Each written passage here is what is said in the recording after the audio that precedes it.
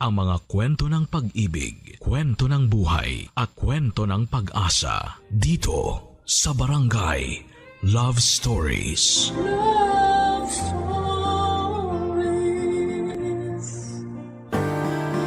Sa pag-ibig ay hindi may iwasang may masaktan dahil para itong laro na may panalo't talunan. Subalit ang tunay na pag-ibig ay hindi kailangang makipag-agawan dahil para itong biyaya na dumarating ng hindi inaasahan. Ikaw, kabarangay, nasubukan mo na bang makipag-agawan sa ngalan ng pag-ibig?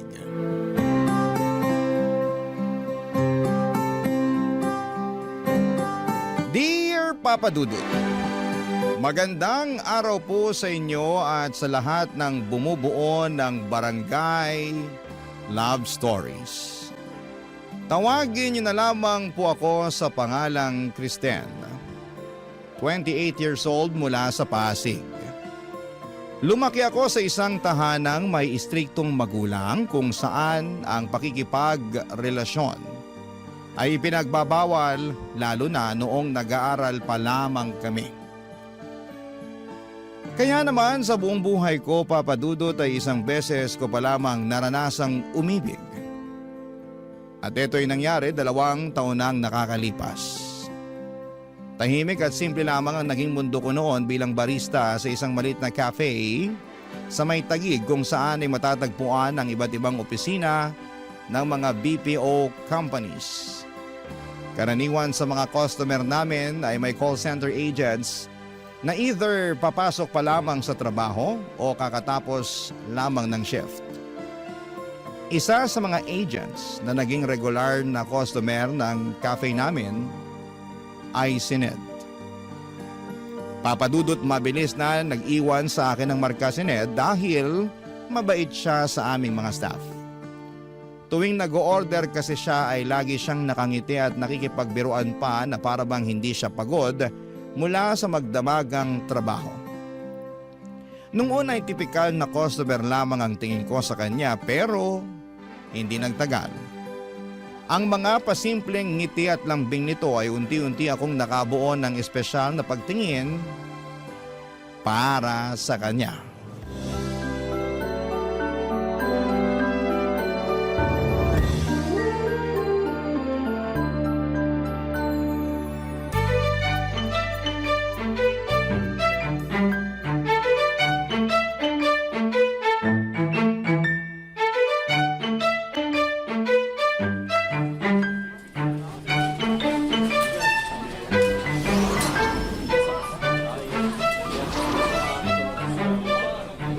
Good morning, Sir Ned! Good morning din. Mukhang ako na naman yata unang customer nyo ha. As usual, sir, kayo ulit. Ano bang dapat tawag sa inyo niyan? Early bird o night owl? Early night owl? Nawala pang tulog hanggat hindi pa nakakapagkape. Ibang klase din kayo, sir. Kape ang pampatulog nyo. Nasanay na kasi yung sistema ko eh. Kapag di ako nakakainom ng kape, nagtatantrum yung katawan ko. Ay, paano nga yung tantrum? Patingin? Hindi na, wag na. Grabe, ganadong-ganado pa rin kayo kahit na magdamag kayo nagtatrabaho. Siyempre, nakita na kita eh. Hello, si sir! Ay, ano po palang order nyo? The usual? Alam mo na yan. Isang large brewed coffee, no sugar, para diretso tulog pag uwi. 1 large brewed coffee for Sir Ned, no sugar. Anything else, sir? Wala na, yun lang. That would be 150 pesos po. Ito. I received 200 pesos. Ito po yung sukle. Salamat.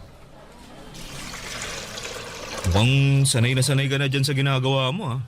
Madali lang naman po to eh. Mukha lang mahirap kapag pinapanood. Pero kapag nasanay na yung katawan mo, kahit nakapikit pa ako, kayang-kaya ko na to. Mukhang biyasa ka na sa ginagawa mo eh. Ilang taon ka na nga bang barista rito? Bago lang. Kakapasok ko lang after ng pandemic. Pero dati na talaga akong barista kaya di na bago sa akin tong trabahong to. I see. Kayo po, gaano na kayo katagal sa call center? Around 3 years na rin. Palipat-lipat nga lang ng company. Ay, bakit naman? Iba-iba yung rason eh. Iniwan ko yung first company ko dahil nagiging toxic na yung work environment. Yung pangalawa naman, overwork, tapos delayed pa yung sahod. Kamusta naman itong company nyo ngayon? So far, okay naman sila. Medyo questionable yung ugali ng TL namin pero wala, tolerable naman. Gusto ko nga rin sanang mag-call center kasi sabi nila malaking kinikita dyan. Kaso di ko na tinuloy. Bakit naman? Try mo, pwede kitang i-refer kung gusto mo. Hindi na. Baka mamaya magpanik lang ako kapag may kausap na ako. Hindi pa naman ako magaling mag-English. May mga non-voice agents naman eh. Karaniwan sa chat lang sila, email, social media, mga ganon. Pero sa bagay, kung ako tatanungin mo, mas maganda na tong trabaho mo. Bakit yun naman po nasabi yan? Kasi ang ganda mo, bagay iharap sa mga tao eh. Hindi pwedeng nakatago lang yan sa likod ng keyboard. Uy, grabe naman po kayong mambola, sir. Mamaya paniniwalaan ko yan. No joke. Ibang klase yung ganda mo. Very, very classic. Para kang si Gloria Romero nung kabataan niya. Ay sus, kailangan nyo na talaga magkape kasi masyado nang matamis yung mga lumalabas dyan sa bibig nyo. Eto na po, large brewed coffee to go. Alright, salamat. See you again tomorrow? Yes po, bukas ulit.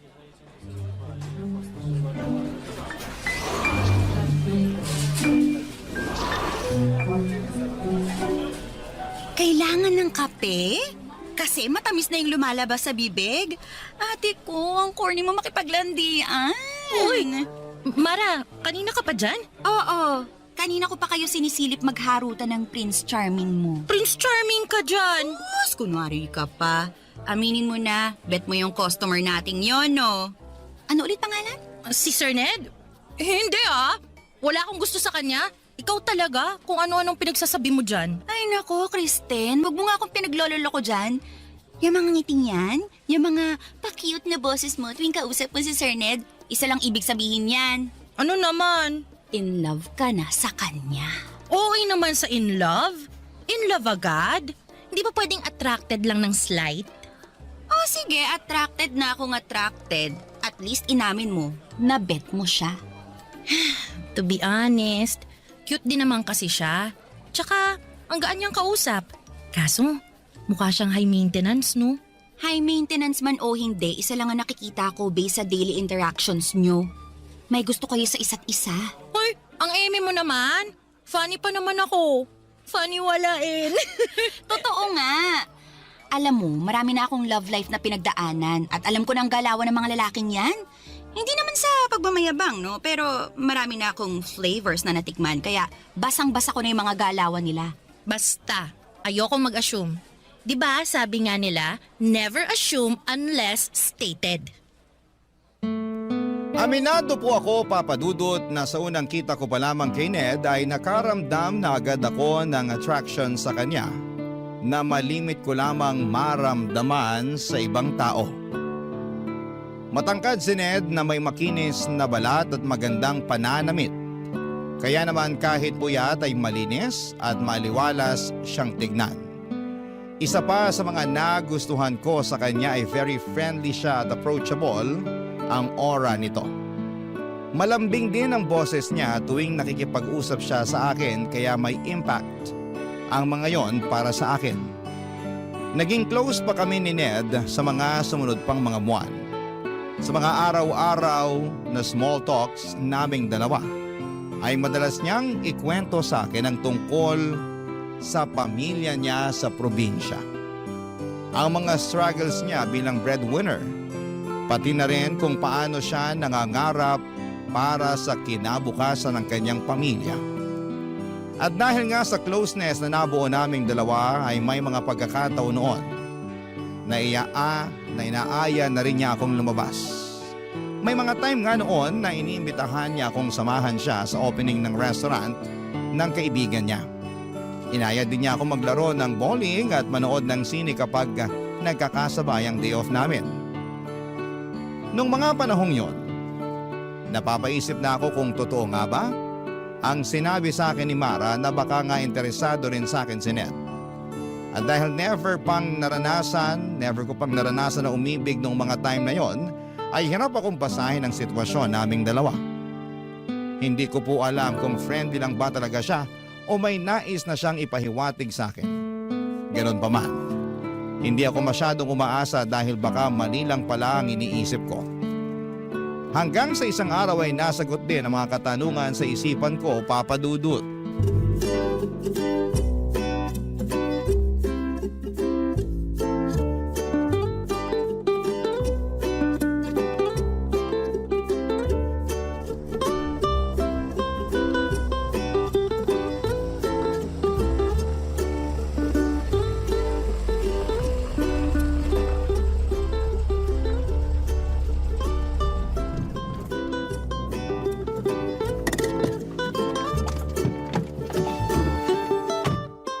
Nandito na tayo. Salamat sa paghatid ah. Wala yun. Ako nga dapat yung magpasalamat sa'yo kasi sinamahan mo ako ngayong araw. Kahit na dapat nagpapahinga ka kasi day off mo ngayon. Okay lang naman yun. Actually, nag-enjoy nga ako ngayong araw eh. Worth it namang i-sacrifice yung day off ko kung ganito lang din klaseng bonding yung kapalit. Sana araw-araw na lang day off mo, no? Para mas madalas tayong magkasama. Ay, kung mayaman lang sana ako, edi aaraw-arawin kong day off ko. Kaso, kailangan natin kumita ng pera para may panggala tayo. Basta ako, masaya na ako na nakikita kita araw-araw. Bonus na lang yung paglabas-labas natin. Sweet mo naman. Ikaw sinasanay mo ako sa mga ganyang banat mo. Mamaya, hahanap-hanapin ko na yan. Totoo naman kasi, di ka pa nga umaalis, namimiss na kaagad kita eh. Grabe! Ako lang to! Totoo nga. Tuwing kasama kita, parang nagliliwanag yung mundo ko eh. Hala si OA. Kung makapagsalita, akala mo naman. Ay nako, mas mabuti pang pumasok na ako sa loob at baka kung saan pa mapunta tong usapan natin. Sandali lang. Pwede bang makahingi ng goodnight kiss man lang? Sa susunod na lang. Sige na, please. O sige na nga. Kahit anong klaseng kiss pa yan, para naman masaya ako pag uwi ko. Sige, halika rito. Isa pa. Okay na yun. Sana lang, sige na, bitin eh. Tagalan natin kahit 3 seconds lang. Oo, sige. Last na ha.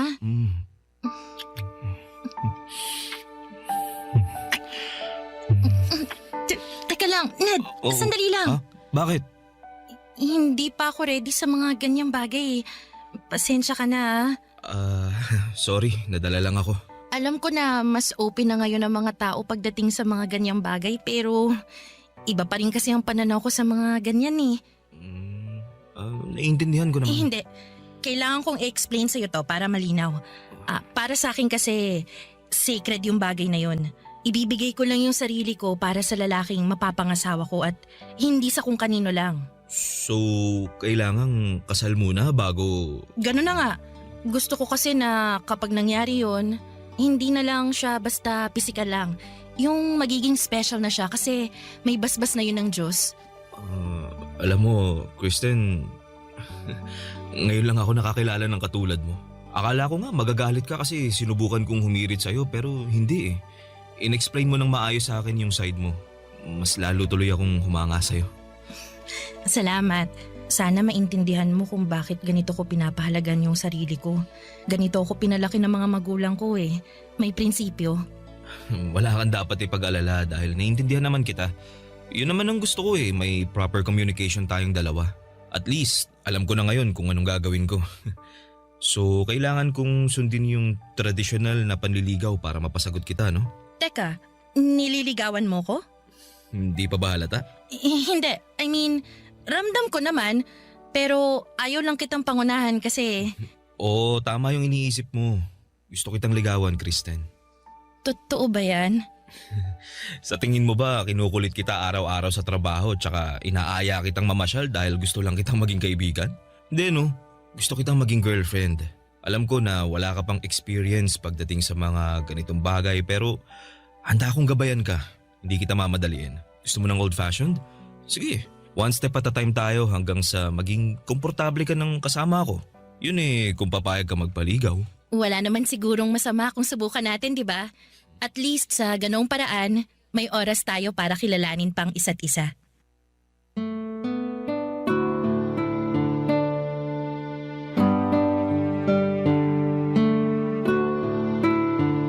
Papa Dudut, hindi na naulit pa ang pagtatangka sa akin ni Ned.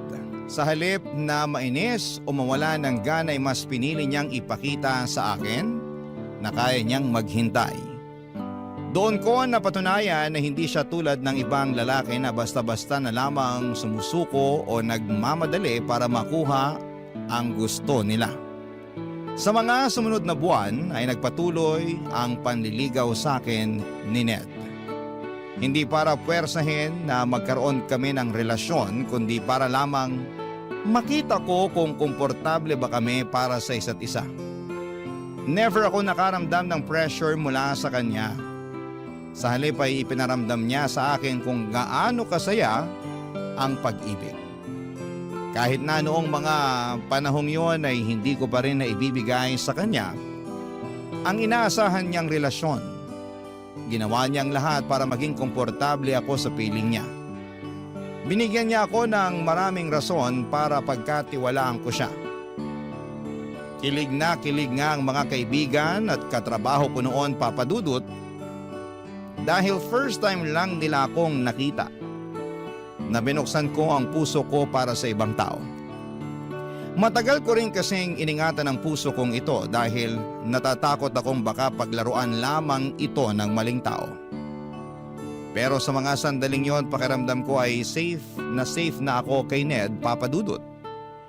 Iniisip ko nga noon na baka siya na talaga ang tamang tao na matagal ko nang pinapangarap at matagal ko nang hinihintay, Papa Dudut.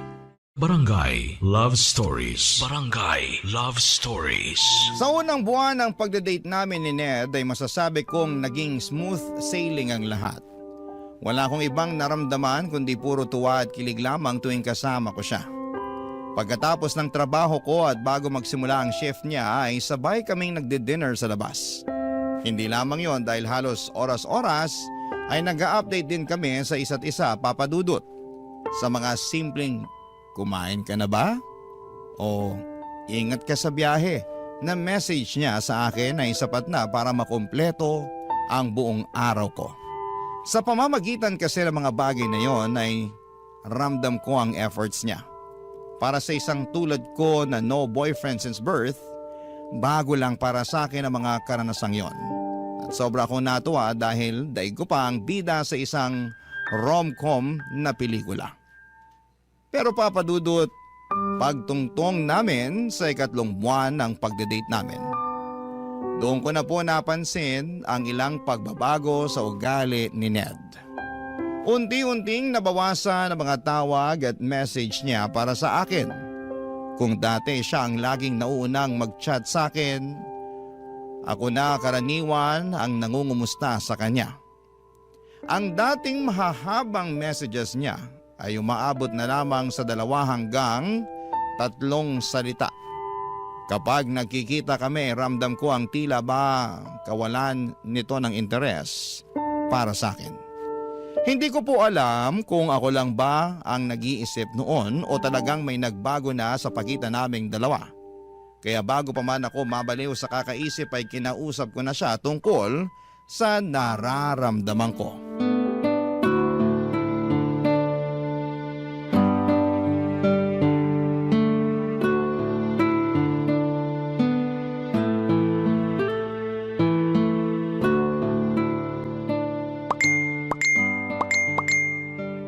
Daming ka-chat ah. Ang sabi ko, ang dami mo namang kausap sa chat. Yung mga kaibigan ko to. Ang kukulit daming tinatanong. Ay naku, O bakit? wala. Ngayon na nga lang tayo magkasama tapos busy ka pa dyan sa cellphone mo. Hindi naman ako laging nagsiselfone na. Tsaka saglit lang naman yung pagre-reply na ginagawa ko. O ito na, bibitawan ko na tong cellphone ko. Ano bang gusto mong gawin? Di ko alam. Ano ba kasing pinunta mo rito sa bahay? Para makasama ka, ano pa ba? Tatambay lang, ganun. Siyempre, para makapag-banding tayo. Asa na yung banding? Sorry na, na-excite lang ako kasi ngayon lang ulit nabuhay yung GC namin eh. O sige, bumalik ka na sa GC nyo. Baka marami ka nang namimiss dyan sa usapan nyo eh. Hindi, mamaya na to. Mas importante ka kaysa sa mga kaibigan ko. Sinasabi mo lang yan para hindi ako magalit eh. Baka mamaya iniisip mo na dyan, di pa nga tayo magjowa pero pinagbabawalan na kita. Di naman yun yung iniisip ko eh. Gets ko naman yung point mo at tama ka naman. Sa'yo dapat ako nakafocus imbis na sa mga kachat ko. Pasensya na kung nasira ko yung mood mo. Huwag mo nang isipin yun. Ang mahalaga, nasasabi mo yung saloobin mo. Di ba nga ang usapan natin, i-communicate natin yung mga nararamdaman natin. Mabuti yan na nasasabi mo sa akin yung mga ginagawa ko na hindi mo gusto. At least, naaayos agad natin. Pero since nandito na tayo sa topic na to, may gusto lang din ako sabihin sa'yo. Ano yun? Hindi ako perpektong tao, Kristen. Hindi ako katulad ng mga napapanood mo sa pelikula o yung mga bidang lalaki sa mga libro. Hindi ako ganun ha. Alam ko. Hindi naman ganun ang tingin ko sa'yo eh. Ay, naisip ko lang kasi na baka masyado nang mataas yung standard na sinet mo para sa akin. Baka hindi ko na tuloy maabot. Wala naman akong standard na sinet ah. Ikaw mismo ang nag-set nun. Minsan kasi napapansin ko lang na ang bilis mo yatang mairita sa akin. Tulad ngayon, kauwi lang natin galing sa labas pero parang bad mood ka na naman. Hindi naman ako bad mood. Hindi ko lang nagustuhan yung magkasama na nga tayo tapos nasa ibang tao pa yung atensyon mo. Ay, saglit lang naman yun eh. Nag-reply lang ako ng mabilis. Alam mo, Kristen, may buhay din ako. May pamilya ako, may kaibigan ako, may trabaho ako. Matik na maahati talaga yung atensyon ko. Sana maintindihan mo yun. Naiintindihan ko naman. Parang hindi naman eh. Okay, sige. Tapos na tayo dyan sa kaka-cellphone mo. Hindi na yun big deal. May ibang rason pa kasi ako eh, kaya ako nagkakaganito. Ano pa? Nitong nagdaang araw, napapansin ko na parang nagbabago yung pakikitungo mo sa akin eh. Paano nagbago? Hindi kita maintindihan. Nung unang buwan natin, sobrang sweet mo sa akin. Sobrang caring, sobrang protective. Pero ngayon, parang hindi ko naramdam yung mga yun. Siyempre, ganun talaga sa simula. Hindi naman forever na magiging ganun yung sitwasyon natin eh. Minsan may mga highs and lows din ng relasyon. Di lahat ng araw masaya. Pero ang mahalaga, pinipili pa rin natin ang isa't isa. Kailangan ko rin naman paminsan-minsan ng konting validation. Kahit simpleng acknowledgement lang na concerned ka pa rin, na interesado ka pa rin. Kasi, to be honest, nitong mga nagdaang araw medyo dry ka na mag-reply sa akin eh. Iniisip ko tuloy kung may nagawa ba ako, may nangyari ba, bakit bigla kang nagbago? Hindi, wala. Wala kang ginawa. Walang nangyari. At hindi ako nagbago. Minsan talaga busy ako at may mga pagkakataon na hindi ako nakaka-reply agad. Pakiramdam mo dry yung mga reply ko dahil tao lang din naman ako. Napapagod din ako. Ako rin naman, busy din. Naiintindihan ko yun na may sarili-sarili tayong buhay pero never ko namang pinaramdam sa'yo na busy ako o pagod ako eh. Sorry. Siguro gusto ko lang ding magpahinga minsan. Ayoko kasing ituring tong pagsasama natin na parang trabaho na kailangan may update. Kailangan oras-oras magkausap, ganun. Gusto ko yung klase ng relasyon na secured. Yung hindi na kailangan ng validation kasi may tiwala na tayo sa isa't isa. Pasensya ka na. First time ko lang din kasi pumasok sa ganitong relasyon eh. Kaya hindi ko pa alam kung ano ba dapat yung ginagawa. Masyado ba akong nag-overreact? Medyo. Magtiwala ka lang sa akin. Huwag mong i-overthink ang mga bagay-bagay. Sige, susubukan ko. Nangako naman sa akin si Ned na susubukan niyang ibigay sa akin ang validation na hinahanap ko. Pero sa mga sumunod pang mga linggo ay hindi ko na natanggap ang inaasahan ko mula sa kanya, Papa Dudut. Nagpatuloy ang pagiging dry texter niya na para bang hindi na siya interesado sa akin. Naisip ko tuloy na baka nagbago na siya dahil hindi niya makuha ang gusto niya. Baka nagsawa na rin siya sa panliligaw sa akin kaya lumabas na ang totoo niyang ugali. Papadudot, dumating na ako noon sa point. Napakiramdam ko ay one-sided na lamang ang nangyayari sa pagitan naming dalawa. Ako na lamang ang nag-i-effort para magkaroon kami ng oras sa isa't isa. At kapag nagkikita kami ay parang ako na lamang din ang masaya na magkasama kami. Siya naman ay tahimik. Laging malayo ang iniisip at walang gana. Ang lagi niyang rason noon ay sobrang busy niya raw sa trabaho. Naintindihan ko naman dahil alam kong mabigat talaga ang graveyard shift. at nakakapagod ang line of work niya. Pero habang tumatagal ay napapansin kong hindi na ito simpleng pagod lamang. May kakaiba na sa mga kilos niya. Hanggang sa dumating ang araw na nalaman ko ang totoong dahilan kung bakit biglang nagbago ang pakikitungo niya sa akin, Papa Dudut.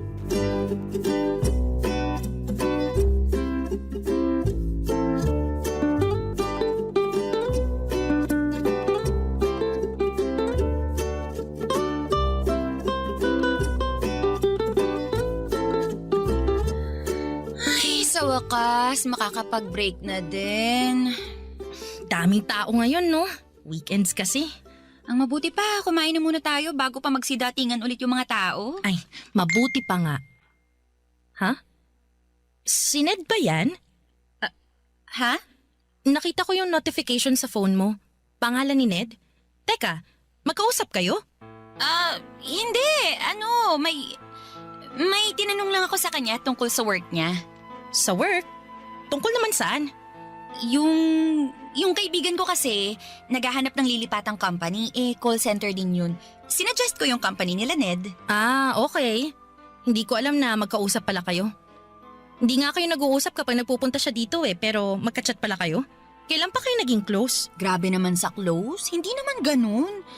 May tinanong lang talaga ako sa kanya. Pero friends kayo sa Facebook. Oo, in-add ko siya. Bawal ba? Kung gusto mo, i-unfriend ko na lang siya. Ay, hindi. Okay lang yun. Nagulat lang ako kasi hindi ko inakala na nag-uusap pala kayo. Di niya nasabi sa akin eh. Sa tingin ko, hindi naman yun gaanong importante para sabihin pa niya sa'yo.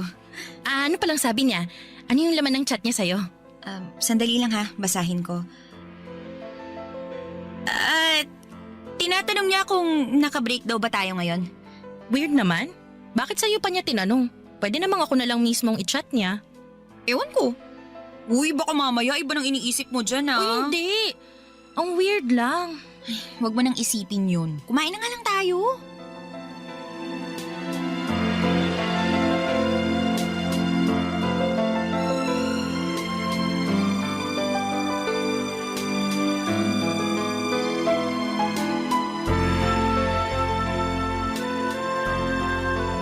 Oh, di mo yata ginagalaw yung pagkain mo.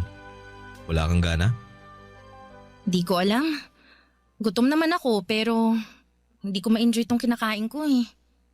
Bakit? May problema ba? Wala naman. May bumabagabag lang sa isip ko ngayon. Ano naman? Hindi naman to big deal pero nababother lang talaga ako. Magkausap pala kayo ni Mara? Mara? Oo. Nag-chat siya sa akin tungkol sa kaibigan niya. Gusto daw niyang lumipat sa company namin. Bakit ka naman nababother dun?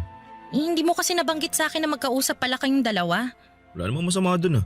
Nagtanong lang naman yung tao. Hanggang ngayon ba nagkaka-chat pa rin kayo? Paminsan-minsan, nangungumusta siya. Bakit daw? Teka, nagsiselos ka ba? Hindi naman sa nagsiselos. Hindi ko lang magets kung bakit biglang naging interesado sa'yo si Mara eh. Hindi rin naman kami ganun ka-close para makapag-close siya sa'yo. May tinanong nga lang tungkol sa work tapos naging close na kami after that. Alam mo, nagsisimula ka na naman dyan sa pag-overthink mo eh. Di maganda yan ha. Sorry na. Di ko alam kung bakit ganito ko eh. Di naman ako ganito dati. Magtiwala ka lang kasi sa akin. Yun ang wala sa'yo eh, yung tiwala. Lahat kasi ng galaw ko masyado mong binibigyan ng meaning. Lahat na nangyayari gusto mo may rason. Di lahat ng bagay kailangan ng eksplanasyon ha. Ibigay mo sa akin yung buong tiwala mo katulad ng pagtitiwala ko sa'yo. Tingnan mo, matatahimik ka. Pwede bang wag mo na lang pansinin yung mga chat sa'yo ni Mara? Bakit naman? Wala naman kaming ginagawang masama. Para lang mapanatag ako. Kristen, di dapat ako gumagawa ng paraan para mapanatag ka. Ikaw dapat ang gumawa nun kasi sariling isip mo yung kalaban mo eh. Alam ko, pero tulungan mo naman ako. Masyado ka naman nagiging controlling yan eh. Una sa mga kaibigan ko tapos ngayon, pati mga taong kachat ko kailangan ko ring i-consider para sa'yo. Di na healthy yung ganun. Alam ko, pero please, kahit ngayon lang. Para namang wala kang tiwala sa akin sa ginagawa mo. May tiwala ako sa'yo. Pero kay Mara, wala. Araw-araw ko siya nakakasama kaya alam ko na kung anong ugali niya. di sige, oo na. Hindi ko na siya kakausapin. Masaya ka na. Wala na tuloy ako ng gana. Di pa nga tayo tapos, ganyan ka na umasta. Sorry. Nagsiselos ako ng mga panahong yon, Papa Dudut. Aminado naman ako. Nung una ay sinubukan kong baliwalain ang mga nangyayari dahil tama nga naman na wala akong dapat ikatakot kahit magkausap pa sila sa chat. Basta magtiwala lamang ako kay Ned. Pero habang tumatagal, nagsimula akong kainin ng pagdududa. Sa tuwing late mag-reply si Ned, agad kong naiisip na baka si Mara ang kausap niya. Sa bawat oras na hindi siya available, ang iniisip ko'y baka mas pinipili niyang makipag-chat kay Mara kesa sagutin ako. At kapag nakikita kong nakangiting mag-isa si Mara habang hawak ang kanyang cellphone ay kusang pumapasok sa isipan ko na baka si Ned ang dahilan ng mga ngiting yon. Dahil nga sa mga naisip kong yon, Papa Dudut, ay unti-unti kong iniiwasan si Mara. Hindi ko na siya pinapansin katulad ng dati. Naging malamig na ang pakikitungo ko sa kanya hanggang sa hindi ko na napansin na nagkaroon na pala ng tensyon sa pagitan naming dalawa. Ang dating magaan naming samahan bilang magkatrabaho ay unti-unting napalitan ng awkwardness at pananahimik. Ramdam kong nagtataka na si Mara noon kung bakit ako nagbago. Pero dahil sa selos yon na nararamdaman ko, pinili kong manahimik na lamang kesa linawin ang lahat. At doon ko naramdaman, Papa Dudut, kung gaano kalakas ang Barangay Love Stories. Papa Dudut, hindi ko na alam kung tuloy pa ba ang ginagawang panliligaw sa akin ni Ned ng mga panahong yon o tuluyan na siyang sumuko. Hindi ko na kasi maramdaman ang kagustuhan niyang mapasagot ako ng mga panahong yon. Ramdam ko na unti-unti na siyang lumalayo sa akin. Sa sobrang pagka-desperada ko nga, ay makailang beses ko na siyang sinabihan na willing na akong sagutin siya.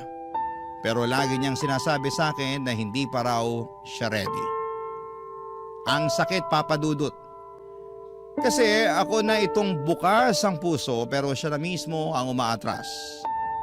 Never kong naisip na darating ang araw na maghahabol ako para sa isang tao. Sobra-sobra kasing saya ang ipinaramdam sa akin ni Ned sa puntong sa kanya na umikot ang buhay ko. Sa maikling panahon ay mabilis niyang nakuha ang pulso ko. Kaya nung biglang nagbago ang ugali niya ay para bang hinahanap-hanap ko na ang klase ng sayang nararamdaman ko mula sa kanya. Nakakainis dahil lagi kong sinasabi noon na magiging maingat ako pagdating sa pag-ibig, Papa Dudut. Pero kahit gaano pa ako kahanda ay hindi talaga natin hawak ang puso ng ibang tao, Papa Dudut. Dumating ang araw kung kailan ay napatunayan kong totoo nga ang mga hinala ko. At nung araw na yon ay para bang pinagbagsakan ako ng langit at lupa.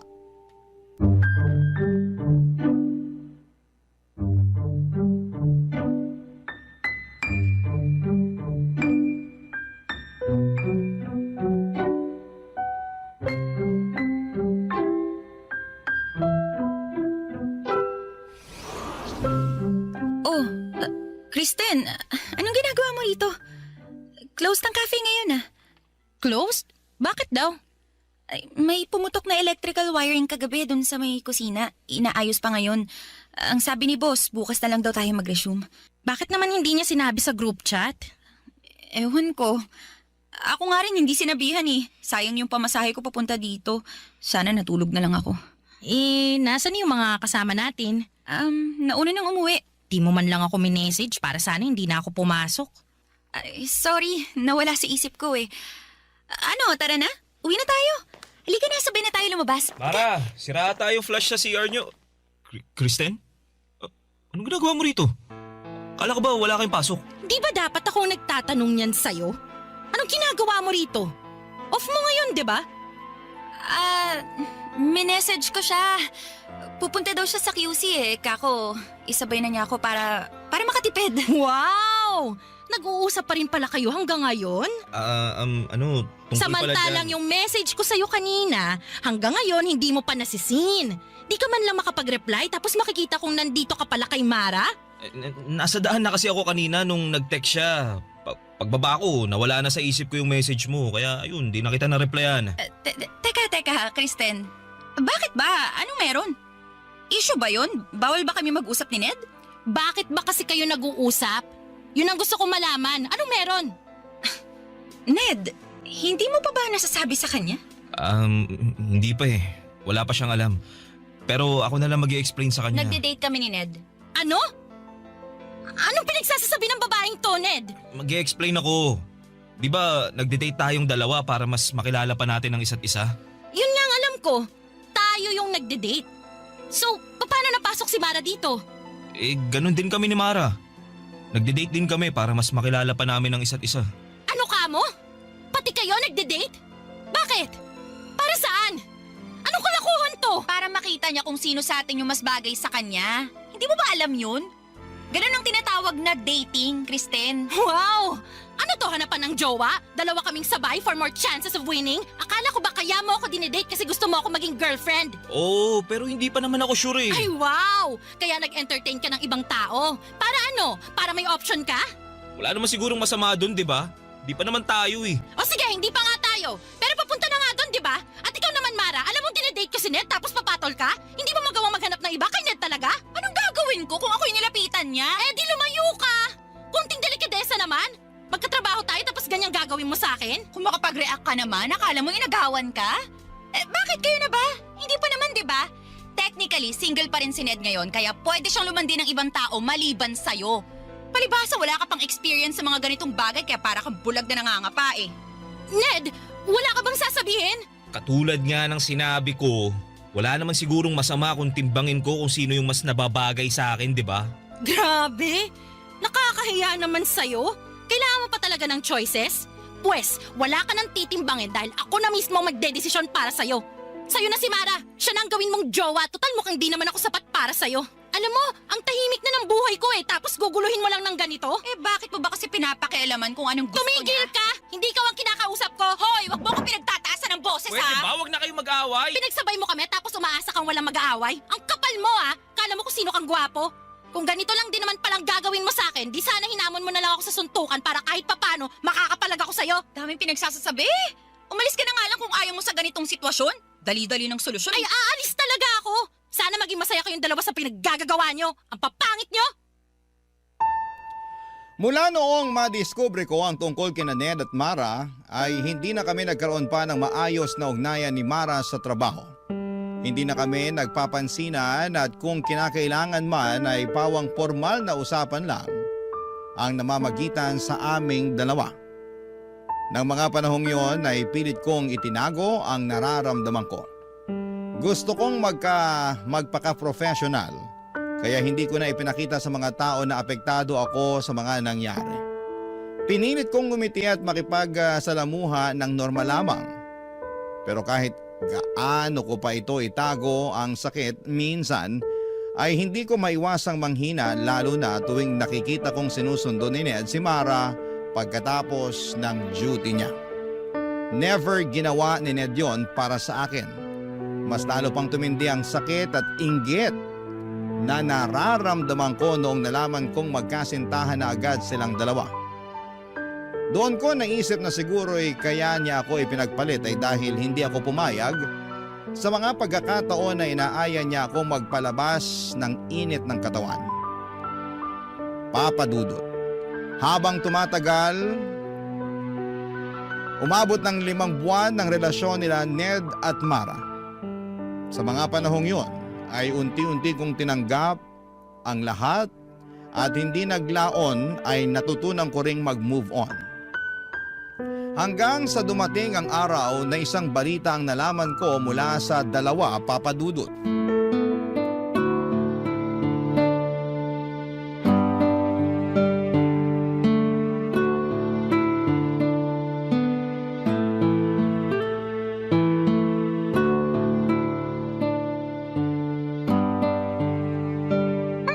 naman tong counter. Dumi-dumi. Di marunong maglinis. Grabe naman makapagdabog. Ano ba problema mo? Wala akong problema. Kayo ang may problema sa akin. Ha? Anong pinagsasasabi mo? Akala nyo ba? Hindi ko naririnig yung mga sinasabi nyo sa likuran ko, ha? Alam ko nang pinagchichismisan nyo ko. Una sa lahat, hindi ako kasama sa mga nangchichismis sa'yo, no? Pangalawa, wala na akong paki sa nangyayari sa buhay mo. Kaya hindi kita kailangan pagchismisan. Nagmamaang-maangan ka pa. Alam mo na nga yung nangyari. Aminin ko, may nasagap akong balita. Hiwalay na raw kayo ni Ned? Oo, wala na kami. I'm sure masaya ka na dyan. Hindi ako ganong tao. Sus, kunwari ka pa. Alam mo, Mara, hindi naman ako masamang tao katulad ng iniisip mo eh. Oo, nasaktan ako nung naging kayo ni Ned. Pero matagal na yun. Naka-move on na ako. Actually, wala na nga akong galit na nararamdaman sa'yo eh. So, kung iniisip mo na sobrang saya ko ngayon dahil hiwalay na kayo ni Ned, pues hindi. Ano naman ang mapapala ko sa hiwalayan nyo? Wala naman eh. Karma ko na siguro to. Eh ano ba kasing nangyari? Promise, yung tungkol sa hiwalayan nyo lang talaga yung nabalitaan ko. Gusto mo lang ding chumismis eh. Kung ayaw mong i-share, okay lang.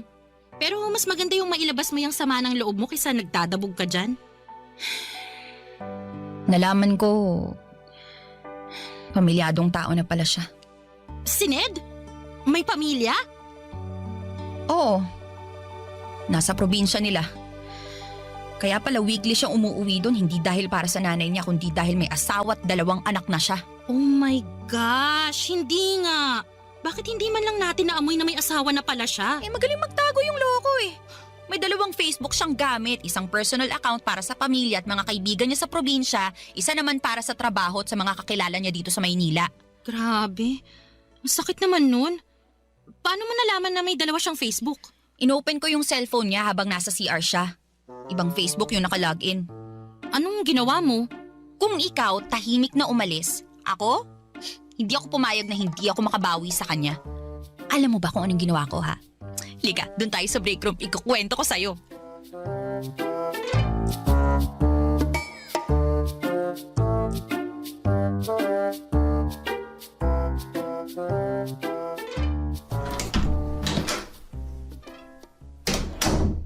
Mara, ikaw na sunod. Tapos na ako maligo. Ano to?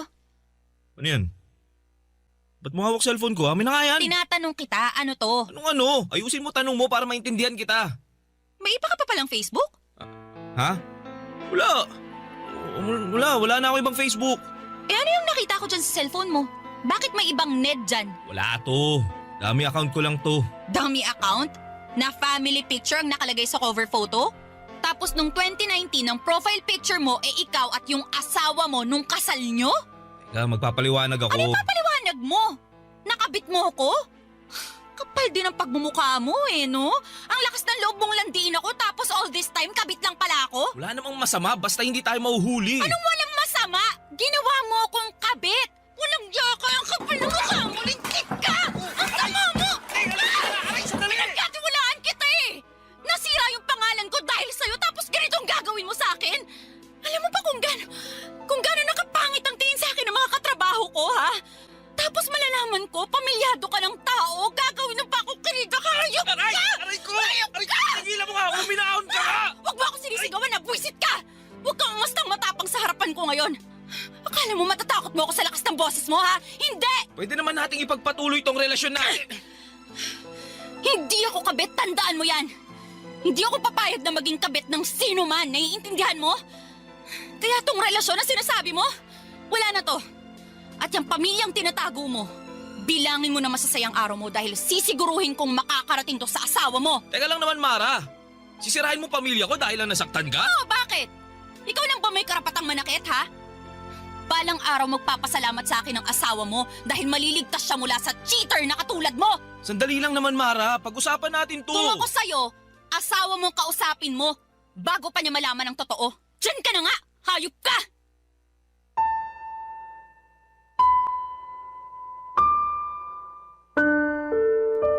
Sa huli, Papa Dudut, ay napagtanto ko na blessing in disguise pala ang mga nangyari sa akin.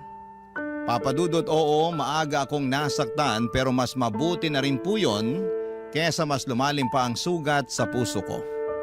Kung sa akin kasi nangyari ang sinapit ni Mara ay tiyak na hindi ko kakayanin yon. Minsan talaga may paborito ang tadhana. Kinakampihan nito ang mga taong marunong magmahal ng totoo at pinaparusahan ang mga taong mapang-abuso at manluloko. Hindi ko naman ikinatuwa ang nangyari kay Mara pero umasa ako na sana'y nagsilbi na yon bilang aral sa kanya na huwag mang-agaw ng taong hindi naman para sa kanya. Dahil ang karma, mabilis kumilos at palaging nakakahanap ng tamang oras para ito ay gumanti. Sa ngayon, Papa Dudut, ay maayos na ang buhay ko at mas pinili kong mag-focus na lamang muna sa sarili ko, sa pamilya ko, at sa mga pangarap ko. Nagsimula rin akong sumubok ng mga bagong bagay, mga bagay na noon ay hindi ko nagagawang gawin dahil sobrang nakasentro ang atensyon ko para kay Ned. Natutunan ko ring mas pahalagahan ang sarili ko bago ang iba at natutunan kong hindi ko kailangang madaliin ang pag-ibig. Alam ko, Papa Dudut, na darating po ang tamang tao para sa akin. Isang taong handang maghintay at mamahalin ako ng buong buo. Sa ngayon naman po ay kontento na ako sa pagiging masayang mag-isa. Dito na po nagtatapos ang kwento ko at maraming salamat po, Papa Dudut.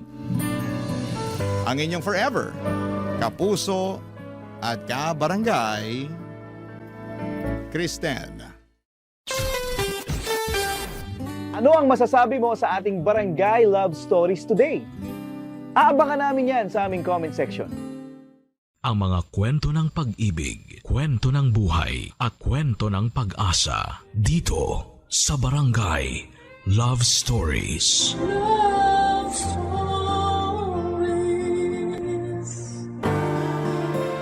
Tunay nga bang basihan ang kasiyahan ang pagiging number one? Kapag ikaw ang nanalo, ikaw ang napili, ikaw ang numero uno. Masasabi bang masaya ka na talaga?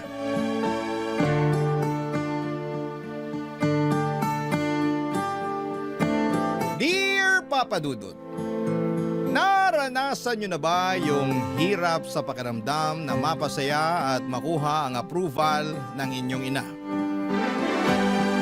Ako mula pagkabata ay wala na akong ibang hiniling kundi ang mapasaya ang mama ko. At hindi ko alam kung bakit hanggang sa pagdadalaga ko ay hindi ko pa rin yon maibigay sa kanya. Ako nga pala si Noray, may mommy issues. At ibabahagi ko sa inyo kung saan ito nagsimula. Bata pala mga konong mahilig si mama na isali ako sa mga pageant kahit na ayoko. Kahit alam kong hindi naman ako nababagay dito. Wala naman akong magawa dahil una ay bata pa lamang ako noon. Sumusunod lamang ako sa kagustuhan niya. Sinusunod ko lamang kung ano ang gusto niyang sabihin ko sa entablado hanggang sa damit na isusuot ko. Naalala ko pa nga na 8 taong gulang ako nung una akong sinabak ni mama sa beauty pageant. Talagang nagrenta pa ito ng dilaw na ball gown at nagtawag pa ng baklang magtuturo sa akin kung paano sumayaw sa kantang Sex Bomb. Napagastos pa nga ng todo si mama sa nagturo ng sayaw sa akin dahil natagalan bago ko ma-pick up ang sayaw, Papa Dudut. Pareho kasing kaliwang pa ako pero pinilit pa rin ni mama na sumayaw ako.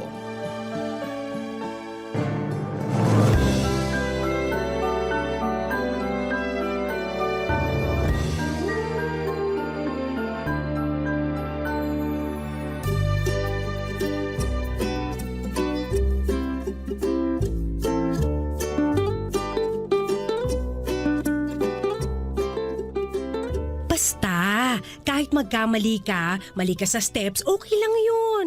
Basta itodo mo ang ngiti mo. Kinakabahan ako, Mama. Baka kasi puro mali ako eh. Okay lang yan. Nadadaan yan sa ngiti at saka lakas ng loob. Basta lagi mong tignan yung mga judge pag nagsasalita o sumasayaw ka. Judge po? Sila yung 3 mama na nakaupo sa harap ng entablado. Ituturo ko sila sa'yo sa mismong pageant para alam mo kung kanino ka magpapakitang gilas. Ano po bang gagawin nila? Nakaupo sila doon at manonood. Sila ang magdedesisyon kung sino ang panalo. Kaya anak, parang awa mo na. Gumastos na ako sa'yo ng todo kaya galingan mo ha.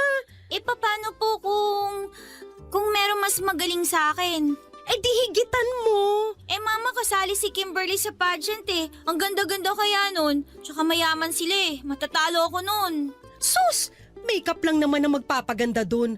Maputi lang yun.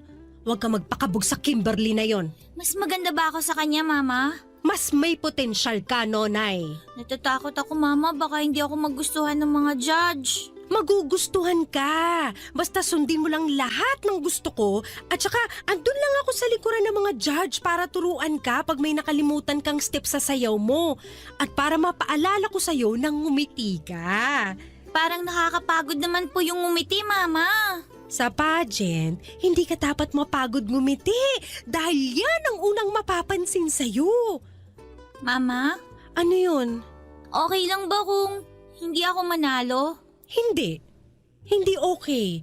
Kailangan manalo ka. Kailangan ikaw ang number 1. Kung sakaling hindi number 1, Ma, okay lang ba? Hindi! Basta ang gusto ko number 1 ka. Yun lang. Hindi pwedeng number 2, o number 3, o Miss Congeniality, o Best in Costume. Dapat number 1 ka, okay? Noong sumapit ang araw ng pageant ay ramdam ko ang kaba sa mukha ni Mama. Masyado itong naging hands-on sa akin, yung tipong pati yung pag-makeup sa akin ay nakikialam siya. Muntik na nga silang mag-away noon kung hindi lang sila inawat noong kumare ni Mama. Tinignan ko ang mga kasamahan ko, preparado sila mula sa makeup at costume. May nagpa-practice pa nga na para sa talent portion nila. Ang gaganda nila at wala akong laban. Mas lalo tuloy akong kinabahan noon at nadoble yon nang sumampa na ako sa stage at dahil nga sa kaba ko ay nagkamali-mali pa ako. Hindi nga rin ako nakatingin sa judges tulad ng sinabi ni Mama dahil sa sobrang nerbiyos. Naging palpak yun at narinig kong pinagtawanan ako ng ibang tao. Nung i-announce nila ang top 10 ay hindi man lang ako nakaabot. Sayang naman yung pinaghandaan kong confidence para sa Q&A, hindi naman pala ako makakasali doon. Galit na galit si Mama na hinila ako palabas ng tent kung saan nandun ang mga kasamahan ko sa pageant. Akala ko noon ay uuwi na kami pero nagulat na lamang ako nang lapitan nito ang isang judges habang naka-break sila ng 10 minuto.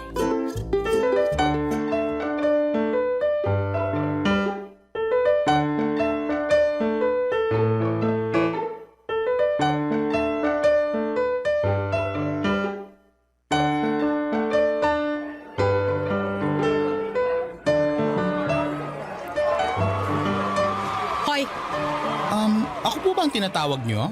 meron pa bang pwedeng tawaging hoy dito na iba? Medyo bastos po ang dila natin, Mother. Okay ka lang? Hindi. Paano ako magiging okay? Pinatalo mong anak ko. Ano po? Maang-maangan ka pa. Nasilip ko dyan sa score sheet mo na yung anak ko ang pinakamababa sa lahat. Sino po bang anak nyo? Kasi marami akong binigyan ng mababang scores. At teka, hindi ko naman kailangan mag-explain sa puntos ko na binigay ko sa mga candidates. Yung naka-blue na hanging blouse at naka-boots ng black? Yun yung anak ko. Yung sobrang glitter sa pisngi. Nung natama ng spotlight, pati kami nasilaw. Medyo bastos ka rin, no? Sino po bang nauna? Sino ka para husgahan ng anak ko? Mother, judge po ako sa pageant na to. Malamang kailangan ko siyang husgahan. Kaloka. Iba yung panghuhusga mo eh. May halong panlalait. Kung ayaw niyong malait ang anak niyo, di huwag niyong budburan ng glitter sa pes. At ibagay niyo sa balat niya ipapasuot niyo. Saka ano ba, Mother? Puro peklat ang legs ng anak mo. Kahit dito sa malayo, nabilang ko eh. Aba talaga. Natalo ang anak niyo hindi dahil masyado ako mapanghusga. Kung hindi nagsasabi lang ako ng totoo. Hindi maganda ang anak niyo. Sobra ka na talaga ha? Halika nga rito, bakla ka! Aray! Ang pangit-pangit mo! Nag-iskandalo noon si Mama at halos hindi sila maawat dahil talagang lumaban ng sabunutan si Mama doon sa baklang judge. Nahinto tuloy pansamantala ang pageant para ayusin ang gulo. Napunta silang pareho sa barangay hall at doon ay pilit na pinag-ayos. Mabuti na lamang at hindi nagdemanda ang baklang judge kay Mama dahil kung nagkataon ay dihado kami. Pagka-uwi namin ay hindi ako kinikibo ni Mama. Alam kong masama ang loob niya sa pagkakatalo ko. Pumasok na siya sa kwarto na hindi man lamang ako inasikaso para bihisan at ayusin ang mga ginamit ko sa pageant, Papa Dudut. Mag-isa ko na lamang na naghilamos at nagtanggal ng mga anek-anek sa ulo ko. Bago ako pumunta ng kwarto ay humarap muna ako sa salamin. Pinagmasdan ko ang sarili kong mabuti at tumango ako. Tama naman yung baklang judge. Hindi naman talaga ako maganda. Kaya ewan ko kay mama kung bakit niya ako pinagpipilitan na sumali sa beauty pageant na yon. At sa iba pang mga sumunod na pageant, Papa Dudut. Barangay Love Stories. Barangay Love Stories.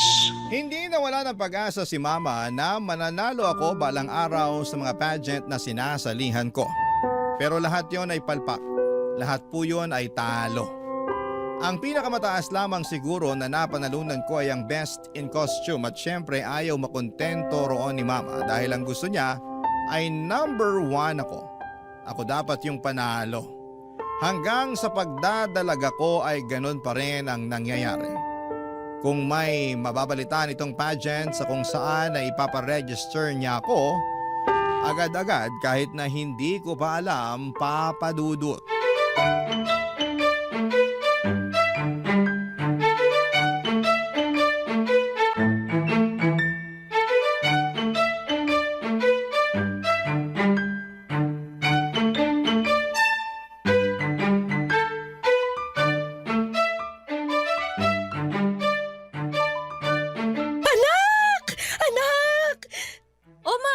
Ang saya mo dyan ah. Masaya talaga. Hulaan mo kung bakit. Bumaba na ba ang bill natin sa kuryente? Hindi ka clown, huwag ka magpatawa ng ganyan. Ano nga po? Naibok ko na yung kakilala ni Tina na choreographer. Bali-balita kasi na sobrang galing nun. At saka nakakita ko ng magandang gown Para po saan ma? sa pageant na sasalihan mo next month. Unang Sabado sa kabilang barangay. 3 months ago pa pala nung mai-register kita, nakalimutan ko lang sabihin. Kaibigan ko nung high school yung organizer kaya naisingit ka kahit wala ng screening. Ho? Bakit kayo lang po niyo sinabi sa akin yan? Ano ba diferensya kung kahapon o ngayon ko sinabi? Sa dulo sasali ka pa rin naman. Ma, may NSTP ako tuwing Sabado eh. Sana in-inform niyo muna ako sa date ng pageant bago niyo ako sinali. Wala akong pakialam. Gabi naman ang pageant kaya hindi masasagasaan yung NSTP mo. 5 to 6 p.m. ang klase ko sa NSTP, ma. Alas 8 naman ang pageant. Anong problema doon? Ma, ayoko naman yung gipit masyado sa oras. Kaya yan! Magaling ang makeup artist na nakuha ko. Alam na niya ang gagawin sa mukha mo kaya hindi na mangangapayan sa ipapahid sa iyong kolorete. Pero ma kasi... Walang pero-pero, nonay, ha? Nakapag-advance na ako ng bayad sa magtuturo sa inong sayaw eh. Umayos ka dyan! Hindi ko pinupulot ang pera. Di sana hindi niyo po muna ako sinali sa pageant na yan para hindi kayo gumastos. Sabi mo? Wala po, ma. Sabi ko sana makahabol ako sa pageant. Kailangan humabol ka talaga! Hindi pwedeng hindi! At siguruhin mong mananalo ka na this time!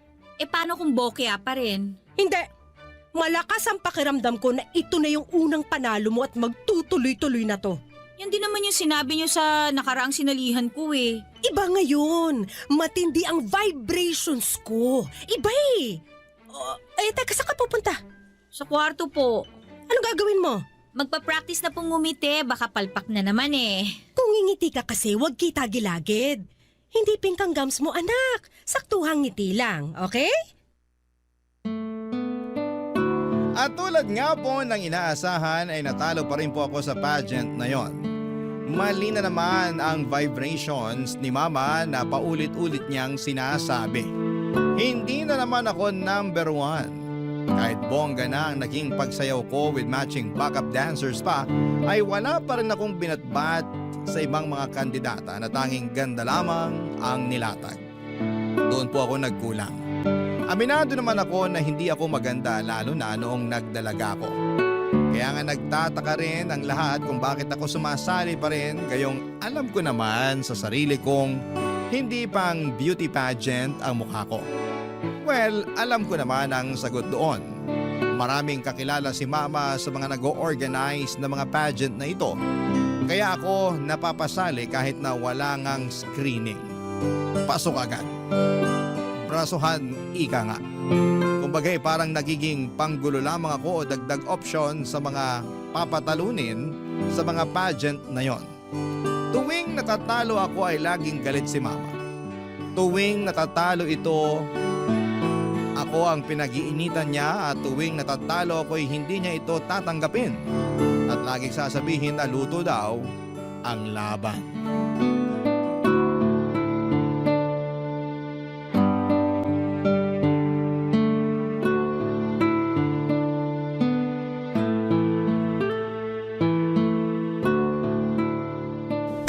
Luto ang laban! Ma, tanggapin na lang po natin, okay? Hindi! Ano tatanggapin? Eh kung nakita mo lang yung galing mo sa pagsasayaw kanina, iisipin mo mananalo ka talaga eh! Baka sa dance contest talaga ako dapat, ma. Huwag ka nagbibiro, hindi ako natatawa. Sorry po, ma. Yung isang judge doon, inaanak niya yung isang kandidata eh. Narinig ko tinawag siyang ninong before mag-start. Dapat pala sinabi ko yun sa organizer para hindi na umabante sa laban yung bruhang yun eh. At sana ikaw ang nakapasok. Ma, deserving naman po lahat ng mga nanalo eh. Ang gaganda kaya nila. Yung mga damit nila, alam mong mahal at pinaghandaan. Ultimo makeup, plakado. So anong point mo? Wala naman po. Hindi eh. Meron eh. May laman yung mga salita mo. Sabihin mo na. Ma, paano kung itigil na natin tong pagsali ko sa mga pageant? Kasi nakakapagod na eh. Nakakahiya na po talaga sa totoo lang. Wala na akong ibang inaasahan lagi kundi matatalo ako na nangyayari naman. Ma, hindi ata ako para sa pageant talaga eh. Nakita niyo naman ang mukha ko oh. Kahit niyo sa klase hindi uubra. Yan! Yan ang kulang sa'yo! Self-confidence! Masyado mo binababa ang sarili mo kaya pagdating sa entablado, walang maramdamang aura sa'yo mga judge! Yan ang dapat nating i-work out next time! Ma, hindi lang po self-confidence eh. Hindi po ako maganda. Hindi ako matangkad. Magpakatotoo na lang po tayo, ma. Alam na alam niyo naman yan. Kahit mga makeup artist ko, alam yan eh. Hirap nga silang lapatan ng tamang makeup ang mukha ko kasi parang walang bagay eh. Ma, alam ko at okay lang yun. Hindi ako maganda, tanggap ko yun. Wala akong anak na pangit. Umayos ka dyan. Huwag mong sasabihin yan dahil nung dalaga ako, kamukha mo ko. Para mo na rin sinabing pangit ako. Hindi naman sa ganun, ma. Ang sa akin lang, baka oras na para tanggapin natin na hindi po talaga pang pageant ang beauty ko. Siguro mas okay kung tatanggapin na lang natin. Ang dami ko na sinalihang pageant, ma, pero talaga... Hindi tayo titigil hanggat hindi ka nananalo at hindi ka number 1! Kinagulat ko po ang malakas na sampal na yon ni Mama. Maayos po ang pag-uusap namin, kalmado at parang nagbibiruan pa nga tapos bigla na lamang ako nitong sinampal. Hindi ako nakapagsalita noon. Alam kong masama lang ang loob nito sa naging resulta ng pageant. Malaki din kasi ang nagastos niya roon pero hindi naman niya kailangang gumastos pa kung papayag siya na ihinto na namin ang ilusyon niya na magiging number 1 ako sa mga beauty pageant. Malabo yon. Mapabilang nga lang sa top 10 sobrang labo na. Yung manalo pa kaya. Hindi pa rin nawala ng pag-asa si Mama na balang araw ay makakamit ko ang pagiging number 1. Hanggang sa isang araw, nakaisip ito ng plano kung paano ako mananalo. At totoo lang papadudot, natakot po ako para sa planong ito. Barangay Love Stories. Barangay Love Stories. Naisip ni Mama na iparetoke ako. Mula nang sinabi ko kasi sa kanya na hindi naman ako maganda ay tumatak na yon sa utak niya at ang nakita niyang paraan para manalo ako ay maging maaliwalas ang mukha ko ay ang magparetoke. Paano ba namin magagawa yon bukod sa makeup di dapat talagang magparetoke, hindi ba? Hindi naman buong muka, ilong lang ang pinapagawa ni Mama sa akin. Malaki na raw kasi ang epekto kapag ilong ang nabago. Kaya naman nangutang pa ito sa 2 Bombay para makakuha ng ipang paparitoke sa ilong ko. At syempre sa kanya lang ito sinabi sa akin nang makuha na niya ang pera na gagamitin.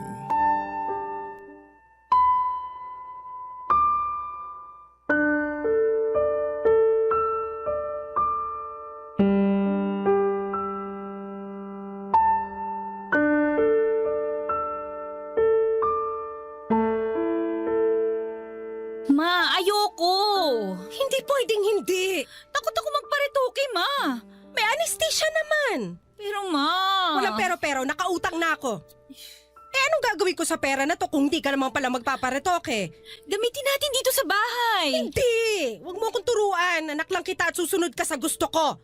Magpaparetoke ka. Nakahanap na ako ng doktor na gagawa at balita ko, pulido yon. Ma naman. Di ba sabi mo, kaya hindi ka nananalo sa pageant dahil pangit ka? O ngayong may solusyon na, atras ka pa? Hindi lang naman po yung itsura ko, ma eh. Ayoko na rin sumali sa mga pageant. Pagod na ako, ma. Pagod?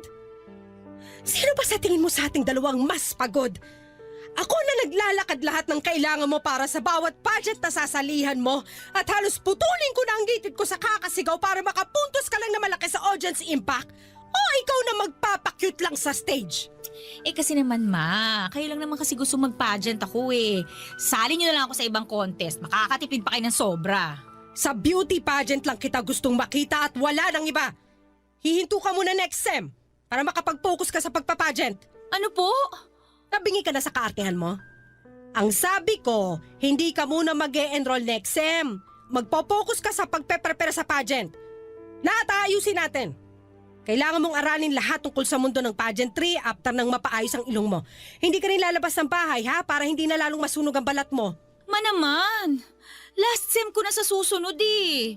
Baka naman pwedeng tapusin ko na muna yung para makagraduate na ako. Ayoko mahuli. Gusto ko na magmarcha. Isang sem na lang naman eh. Yun na nga po, May. Huling sem na. Bakit hindi nyo na lang po ko hayaang tapusin yun? Dahil hindi ka na bumabata. At alam mong may age limit ang pagpapageant. Ang pag-aaral, mababalikan mo pa yan. Pero yung pagpapageant, may limitasyon yan. Isang sem na lang naman yan. Madali na lang yan balikan. Ang importante ngayon ay maging handa ka sa pageant at sisiguraduhin kung number 1 ka na after nito. Naintindihan mo? Pero ma... Naiintindihan mo? Yes, ma. Very good! Para na lamang akong robot na sumunod sa gusto ni Mama. Sa unang pagkakataon ay naramdaman kong bumigay ang lahat sa sarili ko at hinayaan na lamang si Mama na patakbuhin ako. Yes, Mama. Oo, Ma. Sige, Ma. Yan na lamang ang mga paulit-ulit kong sinasabi sa kanya kapag may nais siyang ipagawa sa akin. After niyang maparitoke ang aking ilong ay namahinga ako ng almost a month ay na rin sa sinabi ng doktor at habang nagpapahinga ako ay si Mama naman ang nag-aayos ng lahat ng kakailanganin ko para sa pag-iensayo ko. Nag-research ito ng mga videos ng mga beauty pageant na dapat ko raw gayahin. Pati mga damit ng mga kandidata ay nagprint din ito para mapatahin na lang daw sa kanyang kakilala para sa pagsaba ko. Hinanap nito ang mga tamang kulay para sa akin dahil noong mga nakaraan ay aminado naman siya na hindi bagay lahat ng kulay na pinili niyang ipasuot sa akin. Naghanap na rin siya ng mga makeup artist na alam niyang mamamagic ang mukha ko. Sabi naman niya ay maliit na bagay lang ang gagawin ng mga nagmi-makeup sa akin dahil ilong ko na ang lalaban. Noong gumaling na ang ilong ko ay sinabak ako ni nanay sa pagtitrain para sa paglalakad. Hirap ako dahil may dahil sa hirap talaga ako maglakad gamit ang may takong. Pero gumawa kami ng paraan para hindi yon mahalata kapag naglalakad ako. Nag-hire ng panibagong koryo si Mama para turuan ako ng sandamukal na sayaw para may imbak daw kami. Sobrang pagod na ako, Papa Dudut, pero hindi ako makahindi dahil ito ang kagustuhan ni Mama. Ginagawa ko na lang yon dahil wala namang pag-asang pumayag siya na itigil na namin yon. Pinagbigyan ko siya at ginalingan ko sa unang pageant na sinalihan ko after kong mag-training at Papa Dudut, nanalo po ako. Sa unang pagkakataon ay number 1 ako.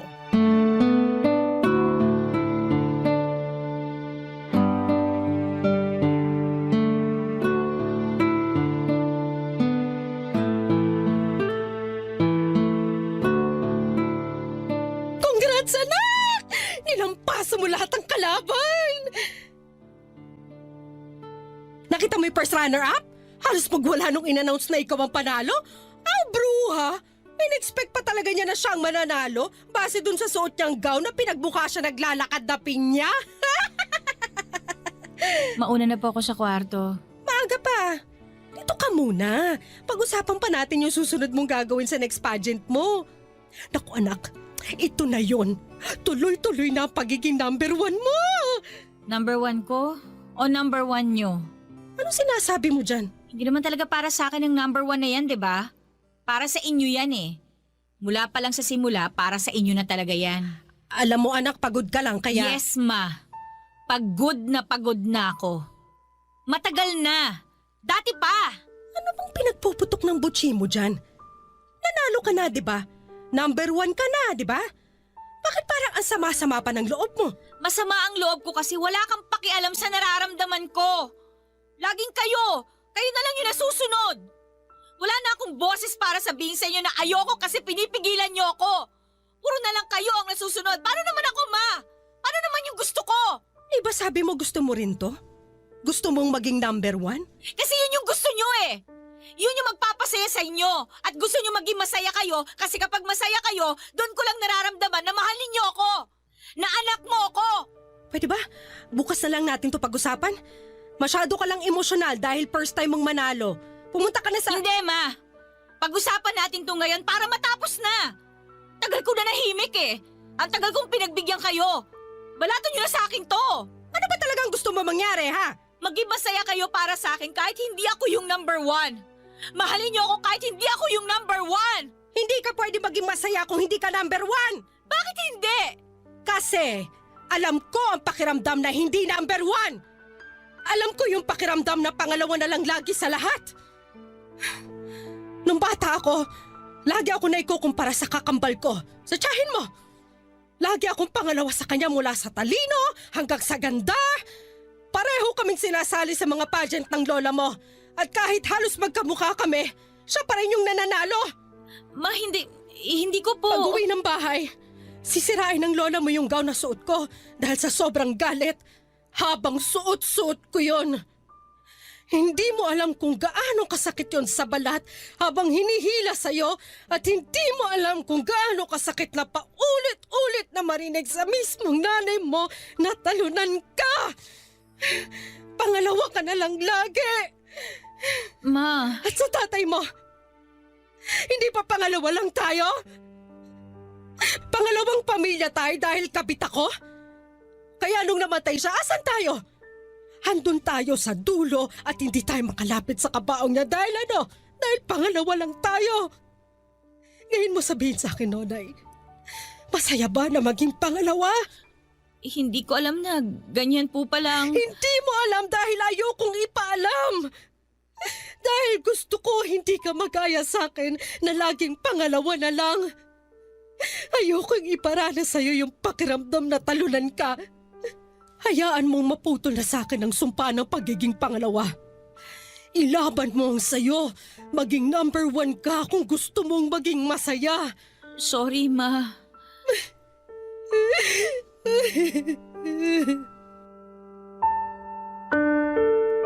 Papa Dudut, hindi ko po alam kung paano lalapitan noon si Mama matapos itong umiyak sa unang pagkakataon.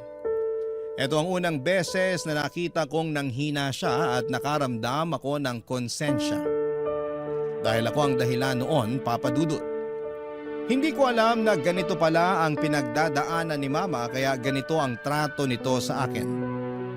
Kaya naman sa loob ng maraming taon ay paulit-ulit niyang dinidikit sa utak ko ang salitang number 1 dahil hindi siya kailanman naging masaya sa pagiging number 2. Dahil para sa kanya, kapag pangalawa ka ay talo ka. Ayoko pa ring paniwalaan ang ganitong pag-iisip ni Mama dahil alam ko na pwede namang maging masaya kahit pangalawa ka lamang. Kahit natalo ka. Kahit na hindi ka mag-number 1. Pero iba ang pinagdaanan ni Mama mula sa magulang at kapatid niya hanggang kay Papa. Lagi nga lang talaga siyang pangalawa at dahil doon ay nabawasan ang pagiging masaya niya. Pinaramdam sa kanya ng buong mundo na dahil pangalawa siya ay walang maiaabot sa kanya at nabawasan ang mga karapatan niya. Sa ngayon, Papa Dudut, ay pinagpapatuloy ko ang pagpapageant at hindi pa rin para sa akin, kundi para kay Mama. Ginagawa ko na lamang yon para maging masaya siya at madalas nananalo na ako sa mga pageant at nakikita ko kung gaano siya lumundag sa saya. Kapag nangyayari yon at aaminin ko na nagiging masaya ko kapag ganon ang nakikita ko sa kanya. Kahit ayoko nang mag-pageant at kahit pagod na ako, Papa Dudut, basta makita ko lamang siyang masaya ay okay na ako. Hindi ko alam kung hanggang kailan ko maibibigay ang pagiging number 1 kay Mama. Pero sana sa ngayon ay maging sapat na yon para mahalin at tanggapin niya ako. Maraming salamat, Papa Dudut, ang inyong kapuso at kabarangay, Nonay. Anong say mo sa Barangay Love Stories na ito? Pagkwentuhan natin sa comment section yan.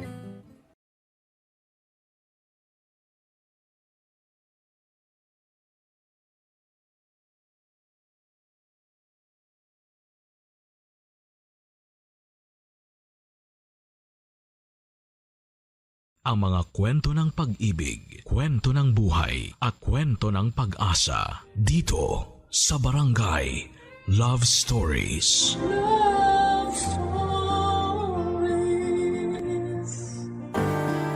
Para sa isang ama ay walang bundok ang hindi niya kayang akyatin para sa kapakanan ng kanyang anak. Pero minsan ay may mga bagay na sumusobra na. Lalo na kung ang kahinaan na ng isang tao ang ginagamit para sa pansariling intensyon. Ikaw, kabarangay at kapuso, ano ang isang bagay na ginawa ninyo ng iyong ama na hindi mo malilimutan? Dear Papa Dudut, magandang araw po sa inyo, Papa Dudut. Lester na lamang po ang itawag ninyo sa akin. 37 years old na ako at isa akong collection agent o taga-kolekta ng bayad o utang ng mga kliyente namin sa isang kumpanya. Mula po ako sa isang lower middle class na pamilya. May 3 akong kapatid, nanay na ihaw vendor at tatay na nagpapasada ng jeep. Hindi ko alam kung paano na magic ng mga magulang ko ang buhay namin noon. Pero napagtapos naman nila kaming magkakapatid kahit papaano. Nagtapos ako sa kursong tourism pero nahirapan akong makahanap ng trabaho dahil sa oversupply ng tourism graduates noong kapanahunan ko. Ilang taon din akong nabakante pagkatapos kong graduate hanggang sa naisipan kong maghanap na lamang ng ibang trabaho. Nakapasok ako bilang collection agent sa isang financing company kung saan ay nagpapahulugan sila ng mga appliances at nagpapaloan ng cash.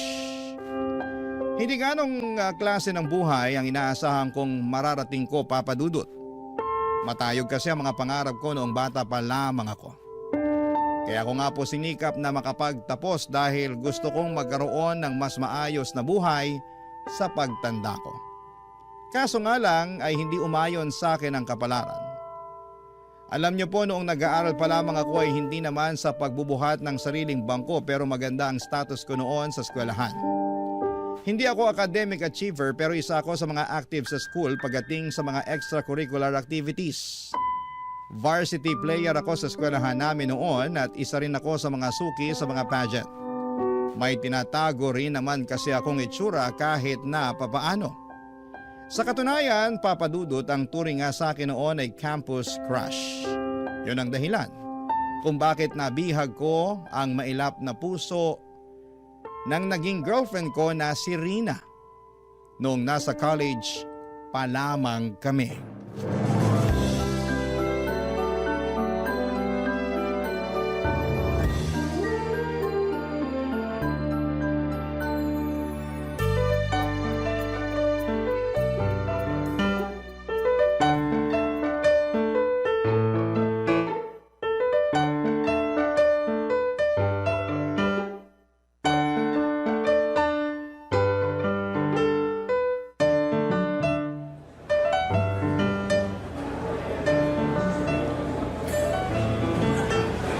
Lester! Nandito ka lang pala. Kanina pa kita hinahanap. Nag-message ako sa'yo, sabi ko nasa cafeteria ako. Kakatapos lang ng klase ko eh. Nag-reply ka ba? Hindi ko nabasa lobat ako. Kararating mo lang dito sa school? Oo, hindi ako nakapasok sa first class ko. Nahuli ako ng gising Pinag-overtime ba naman ako sa trabaho kagabi? Kaya madaling araw na ako nakauwi. Eh bakit ka nag-OT? Sinesante kasi yung isa kong katrabaho. Understaff tuloy kami. Iwan ko ba sa boss namin? Naturingang sikat na fast food yung minamanage, pero nagtitipid naman sa empleyado. Nag-breakfast ka na ba? Kumain ka muna. Hindi pa nga pero wag na. Haba ng pila Magsisimula na rin maya-maya yung klase ko. O heto, kainin mo na lang tong extra rice ko. Hati na lang tayo dito sa ulam. Ayan, mas mabuti pa. Kanina pa kumakalam yung sikmura ko Nga pala, nadala mo ba yung hiniram ko sa'yo? Oo. Heto, 2,000. Salamat! Promise, ibabalik ko rin to next week kapag may sahod na ako. Saan mo ba gagamitin yan? Pambayad ko ng renta sa boarding house. Ilang araw na akong kinukulit ng landlady namin Nakakairita. Hirap talaga sa buhay kapag walang-wala ka, no? Di bale, bayaran mo na lang yan kapag may extra ka na. Gamitin mo na lang muna yung sahod mo next week sa mga kailangan mo pambayaran. Salamat Buti na lang, malawak yung pangunawa mo. Hindi katulad ng iba dyan, hindi marunong umintindi. Yung prof ko, yung boss ko, pati yung landlady. Nakakainis. Kapag ako talaga yumaman, nako, dead ma ako sa kanilang lahat. Kaya nga tayo nag-aaral ng mabuti para yumaman Ay hindi. Ako mag-aasawa na lang ng AFAM para makaahon agad sa hirap. Kahit matandang mayaman pa yan, papatulan ko makalis lang ako sa impyernong buhay na to. Uy, teka. Sinasabi mo ba na hindi ako yung aasawahin mo? Bakit? Mayaman ka ba? Sabi ko naman sa'yo, gusto ko makapangasawa ng mayaman, di ba? Yung may sariling kotse, may swimming pool sa bakuran, de-air ko ng buong bahay. Kung ganun ka na, sige, aasawahin kita. Hayaan mo, magpapayaman ako para sa'yo. Yan! Ganyan dapat. Mag-effort ka para naman may rason kung bakit kita sinagot. Bakit mo nga pala ako sinagot? Hindi naman ako mayaman. Pogi ka Okay na yun. At least may shota akong pogi. Ay, kakainin mo pa ba yung rice mo? Ako nauubos. Sige, sa'yo na to. Salamat! Akin na rin tong soft drinks mo Aga-aga nagsusoft drinks ka. Sige lang, pakabusog ka. Alam kong pagod ka sa trabaho. Alam mo, nakaka-proud ka nga kasi nakakaya mong balansehin yung pag-aaral tsaka pagiging working student mo. Ano nakaka-proud dun? Yung lagi akong pagod? Kulang-kulang ang tulog? Laging napapagalitan ng prof kasi late? Alam nakaka-proud dun, no? Hindi, ang ibig kong sabihin, nakaka-proud ka na kahit nakakapagod yung ginagawa mo, nagpupursige ka pa rin. Wala akong choice. Ipinanganak akong mahirap Kung iniluwan lang sana akong mayaman, magbubuhay doon niya talaga ako. Pero dahil minalas ako sa buhay, ganito na lang muna ako sa ngayon. Pero balang araw talaga, sisiguraduhin ko na yayaman din ako. Tayo. Yayaman din tayo. Ay, oo nga pala. Sorry. Tayo pala. Ano pala ang balak mo mamaya? Gusto mo bang kumain muna tayo sa labas? Gastos na naman. Kakautang ko nga lang sa'yo ng pera Hindi. Libre ko naman Aba, dami mo naman yatang pera ngayon. Papadudot gets ko si Rina. May mga pagkakataon din kasi noon na kapos din kami sa bahay kaya minsan ay wala kaming inuulam. Lalo na tuwing bayaran na ng kuryente, tubig at renta. Kaya naman sinanay ko na ang sarili ko na magtipid. Gusto ko rin kasi na matulungan ko si Rina kahit na sa maliit na bagay lamang katulad ng paglibre ko sa kanya ng pagkain. Kahit yun na lang muna ang maibigay kong suporta sa kanya. Malaki ang pamilya nila Rina, sa Bulacan sila nakatira. 7 silang magkakapatid at ang tanging kumakayod sa kanila ay ang tatay nilang construction worker. Hindi na makapagtrabaho ang nanay nito dahil nabaldado siya matapos ma-stroke. 4 lang sa kanilang magkakapatid ang nag-aaral. Sa katunayan ay hindi na dapat papasok pa si Rina ng college kung hindi lang niya ito ipinaglaban. Kaya siya nagwo-working student para matustusan niya ang sarili niya dahil Siya na lamang ang nagpapaaral sa sarili niya noong time na yon. Mas matanda sa akin ang 2 taon si Rina, Papa Dudut. Ilang beses siyang natigil sa pag-aaral kaya pareho pa lamang kaming first year college nung nagkakilala kami. Naging magkaklase kami sa isang minor subject. Naalala ko pa unang araw noon ng klase noong nagkaroon agad kami ng surprise quiz. Late siyang dumating at walang dalang ballpen, walang dalang papel. Ako ang nag-provide noon sa kanya, Papa Dudut, dahil naaawa ako. Hanggang sa araw-araw na siyang tumatabi sa akin dahil ako na ang tagabigay sa kanya ng papel. Naging magkaibigan kami at kalaunan ay nagkaroon ng magandang ugnayan. Niligawan ko siya at bago natapos ang first semester ay naging kami, Papa Dudut. Tumagal ang relasyon namin hanggang third year college, pero bago pa man magsimula ang bagong school year, ay nagkaroon kami ng matinding problemang dalawa, Papa Dudut.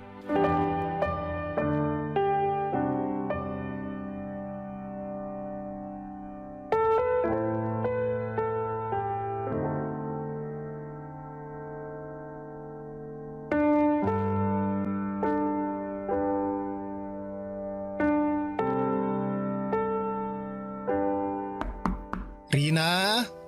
Tao po! Lester? Anong ginagawa mo rito? Halika nga, nasisiraan ka na ba ng ulo? Teka, saan mo ako dadalhin? Dito tayo sa tabi, baka makita ka ng tatay ko. Anong ginagawa mo rito?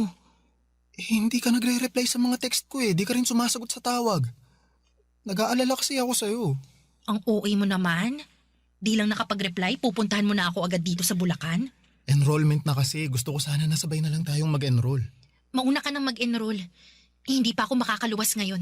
Eh bakit naman? May problema kami ngayon dito sa bahay.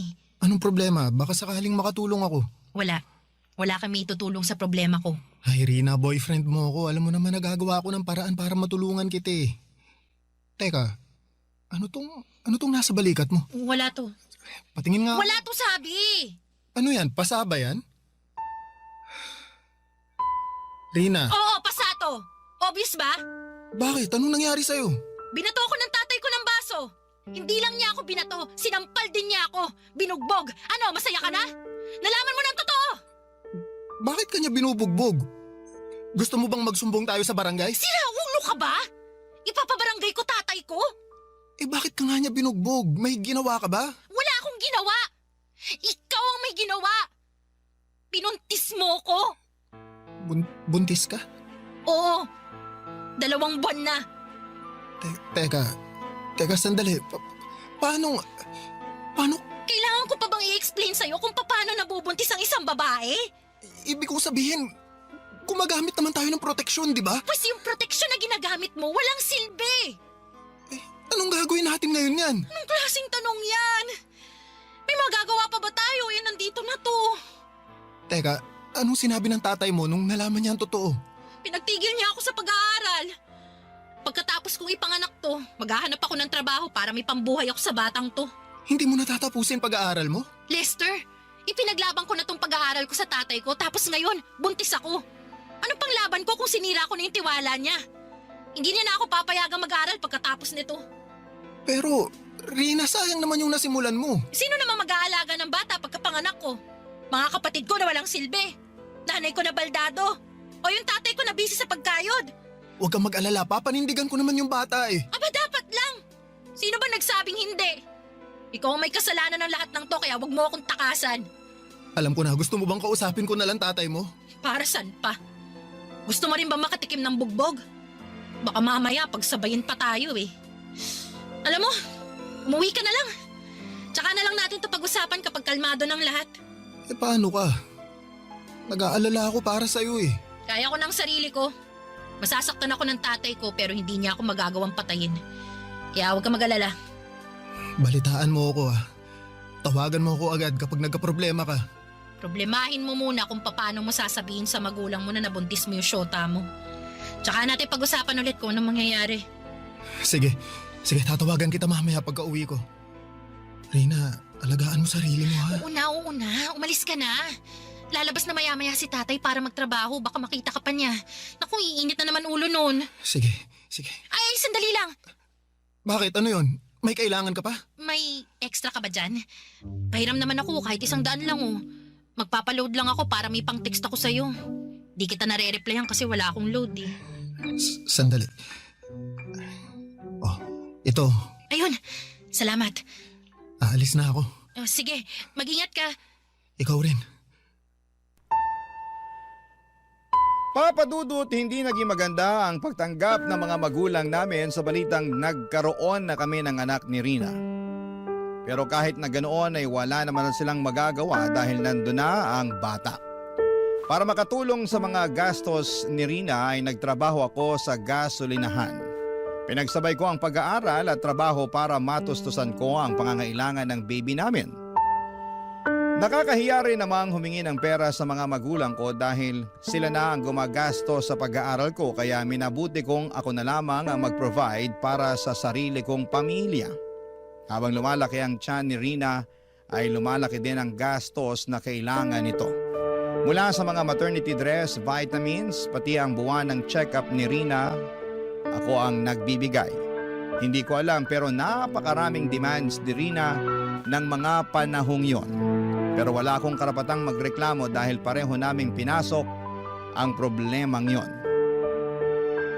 Papa Dudut, mabilis na dumaan ang 7 pang buwan at matagumpay na naipanganak ni Rina ang baby namin. Isa itong batang babae na pinangalanan naming Sofia. Noong nahagkan ko na ang anak ko, Papa Dudut, ay para bang nawalang lahat ng pagod at problemang pinapasan ko. Para akong nabuhusan ng kaligayahan noong nakita ko kung gaano kaliit at ka-cute ang anak namin. Noong araw na yon ay sunod-sunod na pangarap ang nabuo sa isipan ko para sa pamilya ko. Pero Papa Dudut, hindi pala ganon kadali ang mangarap. Lalo na kapag hindi nakaayon sa iyo ang kapalaran. Dahil sa mga sumunod na taon, sa halip na ginhawa ay puro problema ang mga naranasan naming dalawa ni Rina. Barangay Love Stories. Barangay Love Stories. Noong natapos ko ang pag-aaral ko, pansamantala kaming tumira sa Bulacan ni Rina. Yon kasi ang gusto ng tatay nito dahil baldado na ang nanay niya ay yun na lamang ang tanging paraan para makapiling nito ang apo niya. Maliit lang ang bahay nila Rina, Papa Dudut. Sa maliit na bahay na yon ay doon sila nagsisiksikang magkakapatid. Mabuti na lamang at may isang kwarto doon na pwede naming gamitin ni Rina para kahit papaano ay may privacy kaming dalawa. Aaminin ko na hindi naging magandang naging buhay namin sa Bulacan, Papa Dudut. Bukod sa nahirapan akong makahanap ng trabaho sa lugar nila, ay palagi pa kaming nasisermonan ng tatay ni Rina.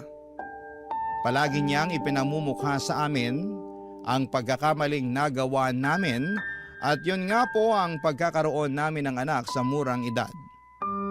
Bawat galaw namin doon ay may halong panunumbat. Kapag pumalag kami ay pareho niya kaming sinasaktan at wala kaming magawa noon dahil nakatira kami sa pamamahay nila. Kahit papaano ay hindi rin naman po ganon kasama ang tatay ni Rina. Paminsan-minsan kapag maganda ang mood nito, katulad na lamang tuwing sahuran ay binibilhan niya ang anak namin ng diaper o di kaya ay gatas. Pero kapag tagipit ay sa amin talaga siya nagpapalipas ng sama ng loob.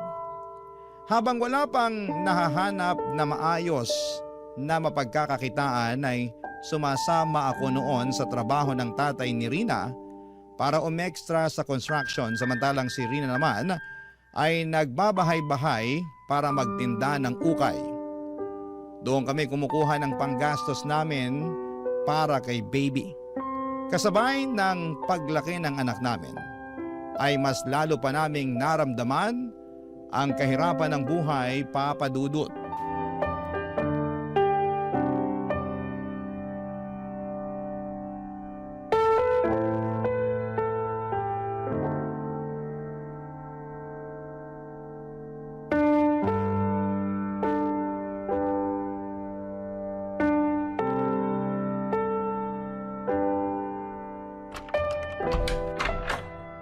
Oh, Lester, ang aga mo namang umuwi ngayon. Nasaan si tatay? Nandun pa siya sa construction. Pinauwi na ako ng forma namin, masama pakiramdam ko eh. Bakit? May sakit ka? Oo, medyo may sinat ako. Muntik na akong mahulog kanina mula sa pangalawang palapag nung nahilo ako. May sakit na nga ang anak natin. Pati ba naman ikaw magkakasakit din? Sayang naman yung kikitain mo sa construction ngayong araw. Basta ipapahinga ko lang to tapos babalik din ako agad sa site bukas. May makakain ba dyan? Wala na.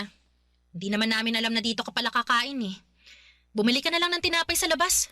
O sige, mamaya na lang ako kakain. Iidlip na lang muna ako rito.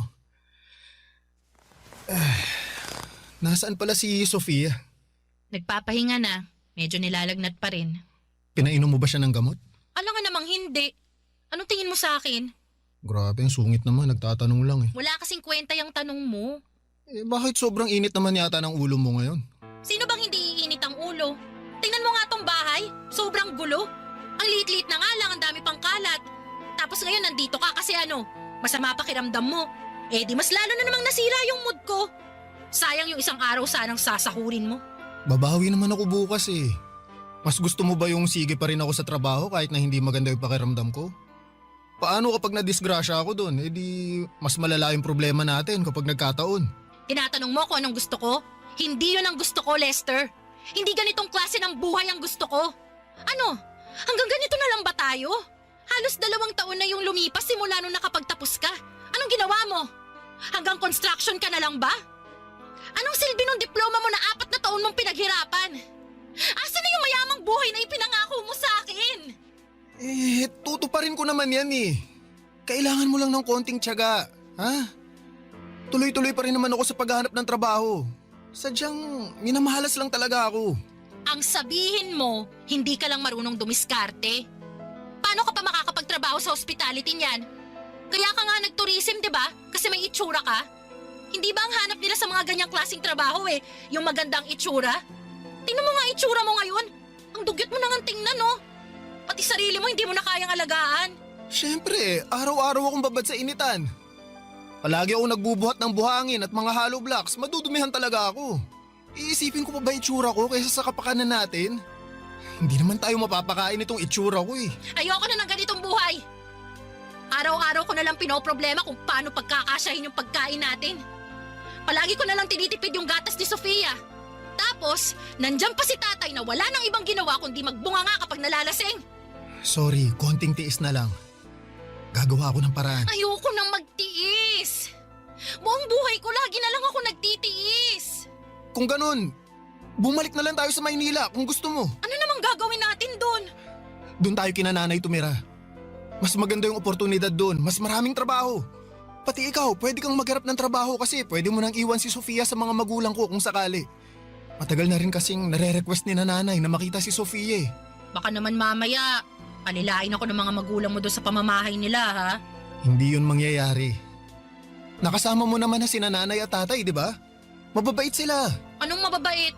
Eh hindi nga maganda yung tingin sa akin ng nanay mo nung una kami nagkita eh. Ano ka ba? Mas gusto nga ni nanay na doon na lang tayo sa kanila tumira eh. Paano kung hindi pumayag si tatay? Matatanda na tayo. Kaya naman na siguro nating magdesisyon para sa sarili natin. Sige, kakausapin ko si tatay. At kung ayaw man niya, aalis pa rin tayo. Wala na siyang magagawa sa magiging desisyon natin. Basta, siguraduhin mo lang na pagkaalis natin dito, magiging maayos na yung buhay natin, ha? Oo, pangako.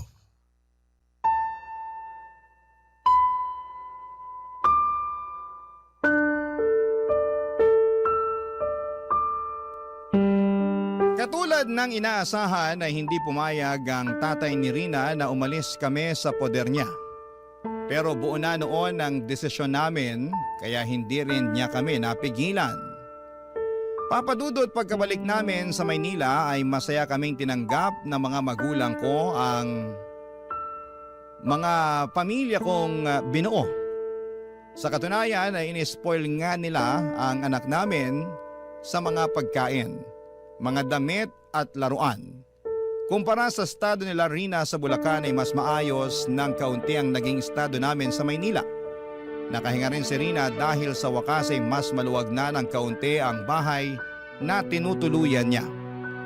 Hindi niya kailangang mamroblema sa pagkain dahil sinananay na ang nagpo-provide noon para sa amin. Malaki ang naging tulong ng mga magulang ko para makapagsimula ulit kami ni Rina. Nagkaroon siya ng chance na ipagpatuloy ang pag-aaral niya. Kumuha siya ng kursong cookery sa TESDA, samantalang ako naman dahil hirap pa rin makahanap ng trabaho at that time ay napilitan akong mag-apply bilang collection agent sa isang lending company para lamang makapagtrabaho. Noong natapos ni Rina ang kurso niya sa TESDA ay nakapasok siya bilang pastry cook sa isang maliit na restaurant sa amin. 3 taon din kaming nagstay sa bahay ng mga magulang ko. Noong nagkaroon kami ng sapat na ipon ay saka kami bumukod. Naging maganda naman ang buhay namin ni Rina simula noong nag-live-in kami, Papa Dudut. Sa loob ng 2 taon ay nakayanan naman naming tumayo mula sa mga sarili naming paa. Noong mga panahong yon ay ipinagbubuntis ni Rina ang pangalawa naming anak. Maselan po ang naging pagbubuntis niya. Kaya naman nang lumaki na ang bata sa sinapupunan niya ay nag-resign na lamang muna siya sa trabaho, Papa Dudut. Masasabi ko na noong time na yon ay maayos na ang buhay namin, hindi man mayaman katulad ng inaasahan ay napupunan naman namin ang mga pang-araw-araw na pangangailangan namin. Hanggang sa isang araw ay panibagong problema na naman ang dumating sa pamilya namin.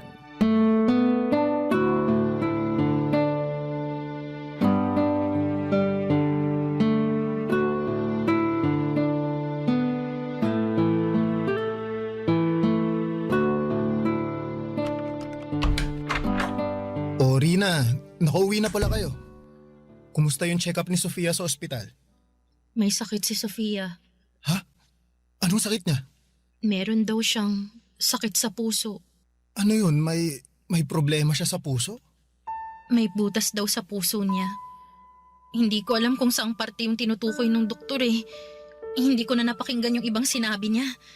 Umiikot na yung mundo ko kanina nung nalaman kong may problema ang puso ng anak ko. Basta, ang sabi, naghahalo daw yung oxygen tsaka kung ano man. Basta ganun. Anong ganun? Hindi mo man lang ba klinaro sa doktor kung anong sakit ng anak natin? Paano ko ikaklaro eh, umiiyak na nga ako. Katatapos ko lang manganak, Lester. Hindi ko na alam kung anong pinaggagawa ko dun. Kung bakit kasi ako pa yung inutusan mong magpa-check up eh. Mas inuna mo pa yung trabaho mo kaysa sa anak mo. Sabihin mo sa akin kung sinong doktor ang tumingin sa kanya. Babalik ako dun bukas. Basta may butas yung puso ng anak natin, yun ang klaro. Kaya pala lagi siyang hinihingal at madaling mapagod kapag naglalaro. Pero bakit ngayon lang nila nalamang may butas pala yung puso ni Sofia? Bakit hindi nila na-detect yun nung baby pa lang siya? Ewan ko. Hindi naman tayo madalas magpa-check up noon eh. O baka bobo lang talaga yung doktor na tumingin sa kanya dati, ewan ko. Ano raw gagawin? Paano natin maaayos yung sakit niya? Kailangan daw niya magpa-opera sa lalong madaling panahon. Di pa-opera natin siya bago pa lumala yung sakit niya. Naririnig mo ba yung sinasabi mo? Saan tayo kukuha ng pampa-opera? Alam mo ba kung gaano kamahal ang open heart surgery? Open heart surgery? Oo! Hindi mo alam kung ano yon? I-search mo na lang online. Sawa na akong mag-explain sa'yo. Dami mong tanong. Basta ang kailangan natin ngayon, may ipa-opera si Sofia dahil may butas sa puso niya. Ang problema, wala tayong pera. Saan tayo huhugot ng pampa-opera niyan? Susubukan kong humiram ng pera kay nanay at sa mga kapatid ko. Hindi lang sana ako tumigil sa trabaho. May ipon na dapat tayo ngayon eh. Tapos, sumabay pa tong pangalawang anak natin. Bakit ngayon pa nagsabay to kung kailang katatapos lang natin gumastos? Diyos ko, saan na tayo kukuha ng pera niyan? Rina, huwag kang mag-alala. Gagawa ako ng paraan. Huwag mag-alala. Kapag ba sinabi mo yung mga katagang yan, mawawala na lang yung pag-aalala ko. Gumawa ka ng paraan para hindi ako mag-alala. Susubukan kong mag-loan sa pinagtatrabahuhan ko. Lalapit din ako sa mga politiko. Baka sakaling may maibigay silang kunting tulong sa atin. Makakabuo ka ba ng ₱250,000? ₱250,000? Ganun kamahal yung operasyon. Yun daw yung kailangan nating ihanda. Pero depende pa sa procedure. Pwede pang tumas yung gastos. Ano ba to? hindi na tayo nawala ng problema. Ano? Suko ka na? Ganito ba yung buhay na ibibigay mo sa amin? Kailan ko matitikman yung yaman na ipinangako mo sa akin noon? Gagawa ako ng paraan. Magtiwala ka lang sa Ay akin. naku, lagi na lang ganyan! Lahat naman ginagawa ko para sa atin eh. Hindi naman ako nagkukulang. Hindi ka nga nagkulang! Hindi ka rin naman sumapat! Ay, malas naman ang buhay na to! Ipinanganak ka na nga mahirap. Kung kailan paangat na, tsaka hihilahin ulit sa kahirapan. Ano bang kasalanan ko? Bakit kailangan ko mamuhay ng ganito? Wala ka namang ginawang mali eh. Malalampasan din natin to. Basta magtiwala ka lang. Pagod na akong magtiwala. Ayoko na umasa. Baka alis na nga. Rina, saan ka pupunta? Magpapahangin lang sa labas. Kailangan kong huminga. Ikaw na munang bahala dyan. Kung saan-saan ako lumapit para makahingi ng tulong, Papa Dudut. Mabuo lamang ang perang gagamitin para sa operasyon ni Sofia. Mula sa mga kamag-anak, kaibigan, politiko at mga organisasyon. Lahat sila ay nilapitan ko na. Mapalad ako dahil nag-abot naman sila ng tulong kahit papaano. Nakapagbenta na rin ako ng ilang gamit, lahat ng itinatago kong yaman ay nailabas ko na. Nakapag-loan na rin ako sa iba't ibang lending companies pero kahit na anong gawin ko ay hindi ko pa rin nabubuo ang kalahating milyon na kinakailangan para sa operasyon ng anak ko. Halos mabaliw na ako noon sa kakaisip kung saan ako huhugot ng pera. Hindi ako makatulog sa gabi at hindi rin ako makapag-focus sa trabaho dahil sa mga pinagdadaanan naming problema.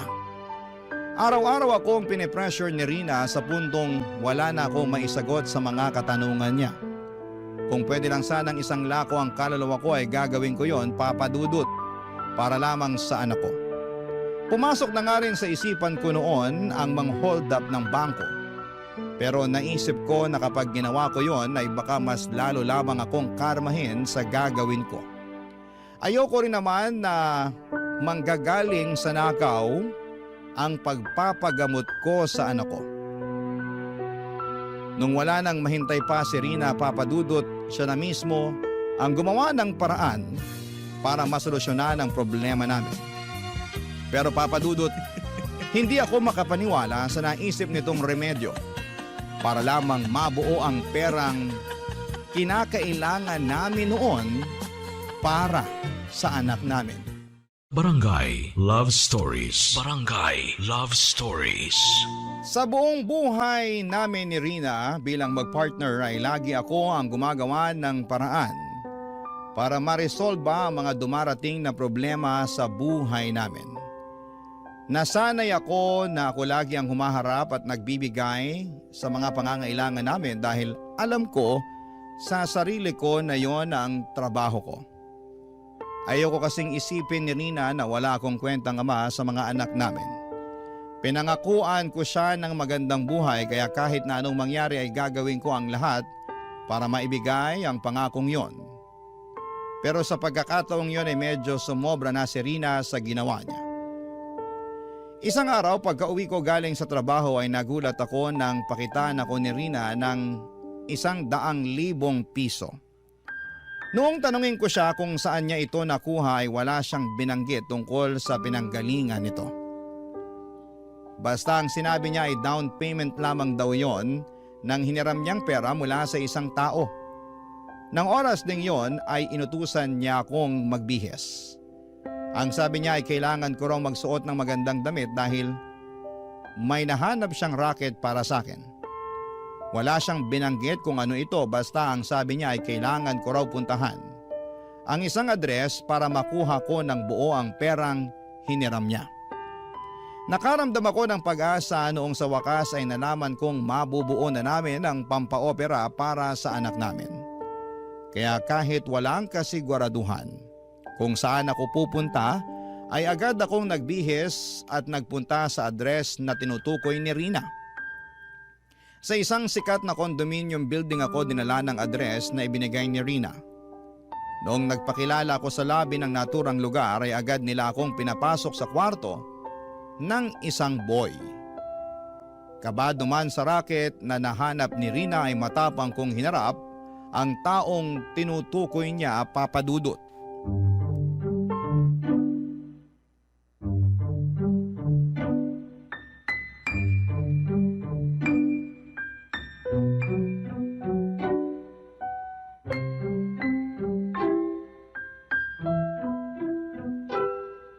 Tao po. Sandali lang. Yes? Magandang gabi po. Ikaw po ba si Boy? Ako nga. Ikaw si Lester, yung pinadala ni Rina? Ako nga po. May trabaho raw po kayo para sa akin? In fairness, guwapo ka nga katulad ng sinabi niya. Po? Wala. Halika, pumasok ka na. Sige po. Salamat po. Kumain ka na ba? Gusto mo bang kumain na muna? Hindi pa po pero salamat na lang po. Hindi pa po ako gutom. O sige, mag-shower ka na muna. Shower po? Oo, ayoko kasi ng amoy pawis. Mas maganda kapag fresh ka. Katatapos ko lang naman pong maligo bago ako nagpunta rito. Huwag po kayong mag-alala, hindi po ako amoy pawis. Okay, o sige. Kung ganun, halika na rito. Lumapit ka sa akin. Po? Bakit po? Sabi ng asawa mo, maganda raw yung pangangatawan mo eh. Gusto ko lang i-check. Teka, sandali lang po. Oh, bakit? Bakit niyo po inaalis tong t-shirt ko? Sandali nga lang. Ikaw ba talaga si Lester? Oo, ako nga po. Eh bakit parang wala kang malay sa ginagawa mo? Alam mo ba talaga kung anong dahilan kung bakit ka nandito? Hindi niya po nilinaw eh. Basta ang sabi may trabaho raw kayong ibibigay sa akin. Oo. At ito na nga yun. Ano po yung kinalaman ng katawan ko sa trabaho na ipapagawa ninyo? Ay my gosh! Ang slow mo naman, iho! Magtanggal ka na lang ng suot mo at humiga sa kama. Yun lang ang gagawin mo, ako nang bahala sa'yo. Kalango, baka hindi lang po tayo nagkakaunawaan. Hindi po ako ganun tao. Hindi po ako nagpapagamit ng katawan. Iyon ang sabi sa akin ni Rina eh. Ano ba to? Scammer ba kayo? Kung hindi mo gagawin ang ipinagagawa ko sa'yo, tatawag ako ng pulis. Teka, sandali lang po. Pulis agad. Hindi po kami scammer. Nakapagbigay na ako ng down sa inyo, no? Nagtiwala ako sa inyo dahil nirecommend kayo ng contact ko. Kaya kung hindi nyo ibibigay yung kapalit ng paunang bayad na binigay ko, ipapapulis ko kayo. Sandali lang ho ah. Sandali lang ho, tatawagan ko lang po si Rina. May kakalaruhin lang ako sa kanya. Sinasayang nyo lang ang oras ko eh. Nagmamadali ako kaya mas mabuti pa ibalik nyo na lang yung pera ko. Hindi ka makakalabas dito hanggat hindi nyo na ibabalik yung pera binigay ko. Sandali lang po, mabilis lang po ito. Heto na po, heto na, tinatawagan ko na siya. Hello, Lester. Tapos ka na ba? Ang bilis naman yata. Hello, Rina! Anong tapos na? Alam mo ba kung anong gulo tong pinasok mo? Anong gulo? Bakit? Nanggulo ka ba dyan? Pinag-uubad ako ng bakla dito. Anong inaasahan mong gagawin ko? Aba malamang, di ibigay mo kung anong gusto niya. Ikaw yung kapalit ng perang hinihiram natin sa kanya. Kailangan niya ng boylet kaya ikaw yung binenta ko. Ano? Anong pinagsasasabi mo? Kailangan natin ng pera para sa anak natin, di ba? Kaya huwag ka na magreklamo dyan. Hindi ko kayang gawin yung pinapagawa niya sa akin. Ay, dami mo namang arte. Gawin mo na lang kung ano yung gusto niya. Isipin mo ang anak natin. Hahayaan mo ba siyang mabuhay ng may butas yung puso? Pero... Wala nang pero. Huwag kang uuwi dito hanggat hindi mo nakukuha ng buo yung pera, ha? Hello? Rina? Rina! Ano? Tapos na ba kayo mag-usap, ha? Kasi magpapatawag na talaga ako ng security. Hindi, wag. Babayaran ko na lang yung perang hihiramin namin sa inyo. Please, sir. Kailangan talaga namin ng perang pampa-opera sa anak namin eh. Hindi po talaga kami scammer. Please maniwala po kayo. Hindi ko kailangan ng pera, no? Marami na ako ng pera, my dear. Ang bayad na inaasahan ko ikaw dahil ikaw ang inalok sa akin ni Rina. Ngayon, kung hindi ka papayag sa setup na ganon, ibalik niyo na lang yung pera dahil mukhang hindi naman pala kayo ganon kagipit katulad ng sinasabi ninyo. Total, ngayon lang naman to eh. Ay hindi! Sinong nagsabing isang beses lang to ha? Malaking halaga yung hiniram sa akin ni Rina. Ang bayad nun by installment. Kaya bawat Sabado sa susunod na 5 buwan, kailangan mo kong paligayahin. Sa pamamagitan lang nun kayo makakabayad sa akin. Ano? Magdesisyon ka na. Bibigyan kita ng chance na umatras. Hindi ako aatras. Gagawin ko to para sa anak ko. Yun naman pala eh. O sige, simulan mo nang mag-alis ng saplot. Matapos ng gabing yon, ay lumabas ako ng kondo na hiyang-hiya. Pakiramdam ko ay lahat ng taong nakatingin sa akin ay alam kung ano ang ginawa ko. Nandiri ako sa sarili ko, Papa Dudut. Kailanman ay never kong naisip na papasukin ko ang ganong klaseng kalakaran. Sari-saring emosyon ng naramdaman ko ng mga oras na pauwi ako ng bahay, dala-dala ang pera na nakuha ko gamit ang sarili kong laman. Hindi ko po ma-describe sa mga salita ang pakiramdam na yon, pero hanggang ngayon ay damang-dama ko pa rin sa sarili ko ang pakiramdam na yon, Papa Dudut. Pagka-uwi ay hindi ko kinibo si Rina. Nagdampo ako sa kanya dahil iniharap niya ako sa isang bagay nang hindi man lamang ako tinatanong kung papayag ako sa gusto niyang mangyari. Nainis ako dahil may punto rin naman siya. Yun na ang pinakamadaling paraan para makakuha kami ng pera para sa operasyon ni Sofia nang walang tinatapakang ibang tao maliban sa dignidad ko. Papa Dudut, agad naming pinaoperahan ang anak namin gamit ang perang ibinigay ni Boy. Sa awa ng Diyos ay naging matagumpay naman ang naging surgery nito. Halos 2 linggo ring nanatili si Rina at Sofia sa ospital habang nagpapagaling ito. Kasabay nito ay nagpatuloy ako sa pagbabayad ng utang namin kay Boy. Naisip ko noon na pwede naman namin siyang takasan at magtago na lamang sa ibang lugar, pero may pinirmahang kaming kontrata sa kanya na maaari na ipakulong niya kami kung sakali mang pagtaguan namin si Boy. Isa pa ay ayoko ring madamay ang anak namin sa gulo, kaya naman minabuti kong resolbahin ang mga ito ng patas. Sa mga sumunod pang buwan, tiniis ko ang bawat gabing kasama ko si Boy. Hindi naglaon ay namanhid na lamang din ako sa ginagawa ko hanggang sa unti-unti ay nabayaran ko rin ang pagkakautang namin sa kanya, Papa Dudut.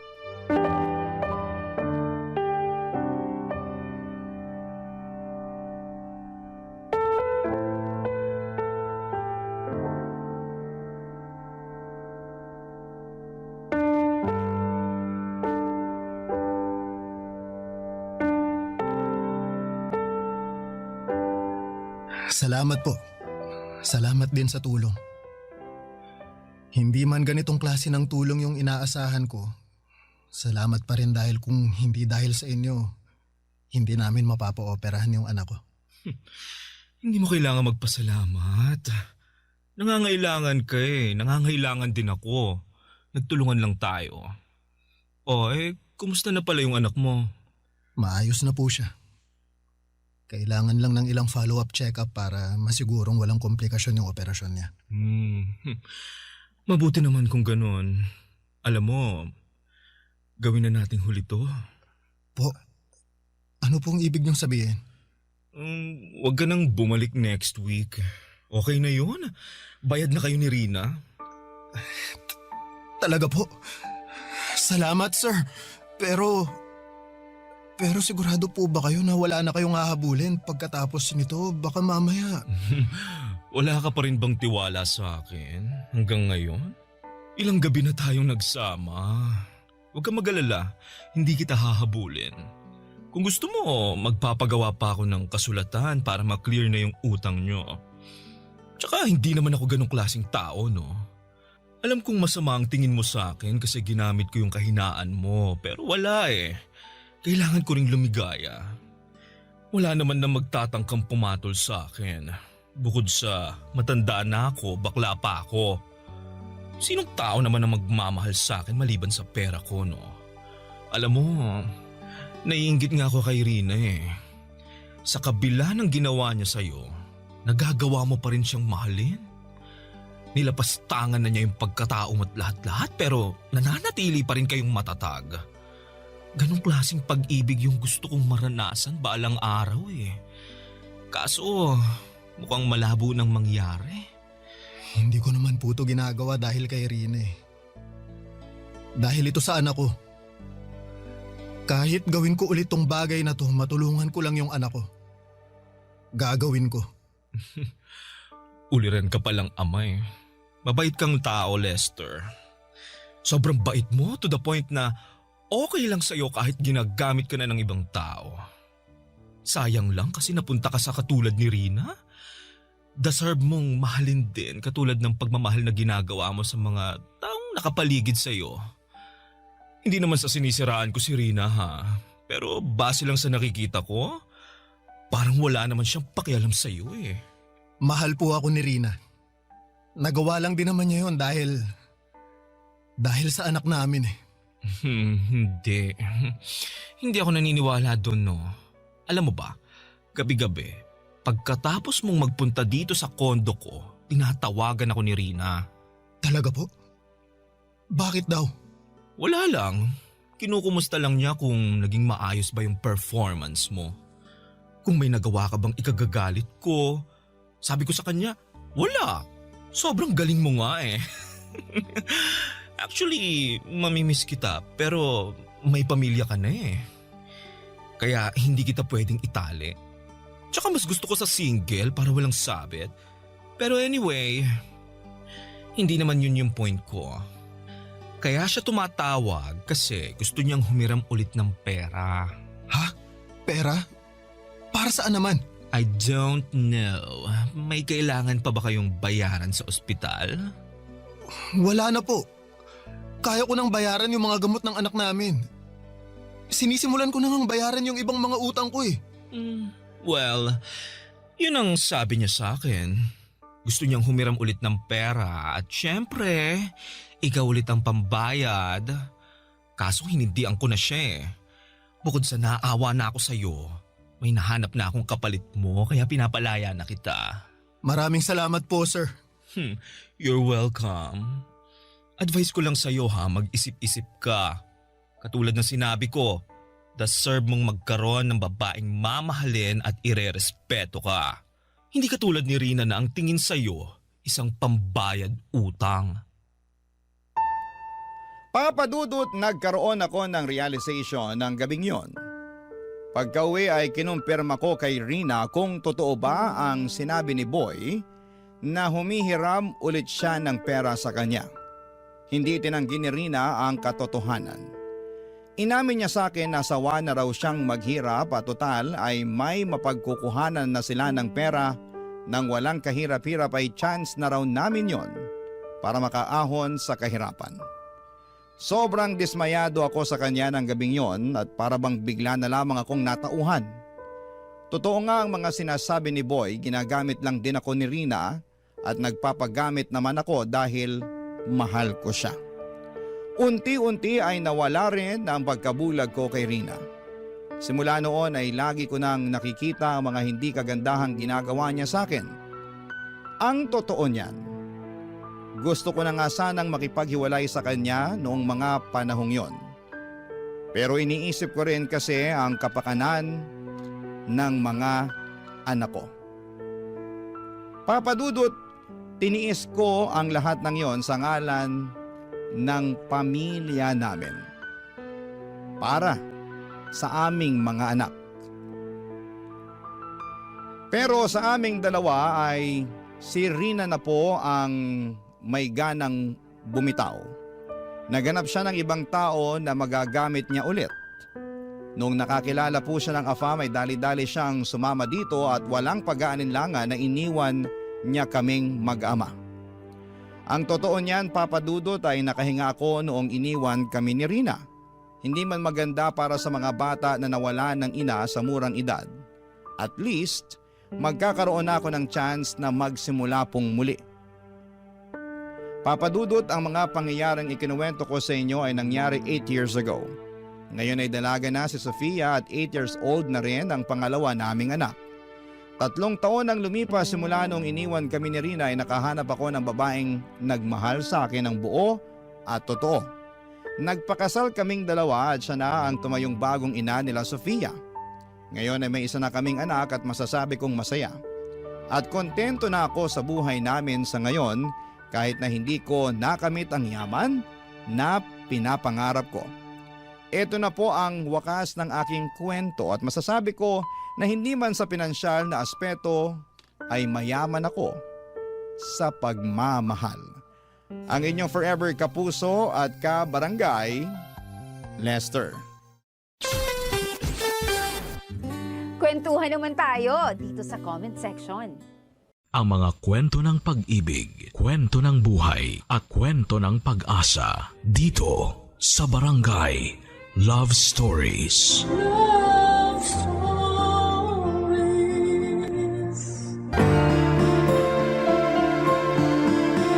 Ang ilaw ng tahanan ang siyang gumagabay at nagbibigay kalinga sa kanyang mga anak.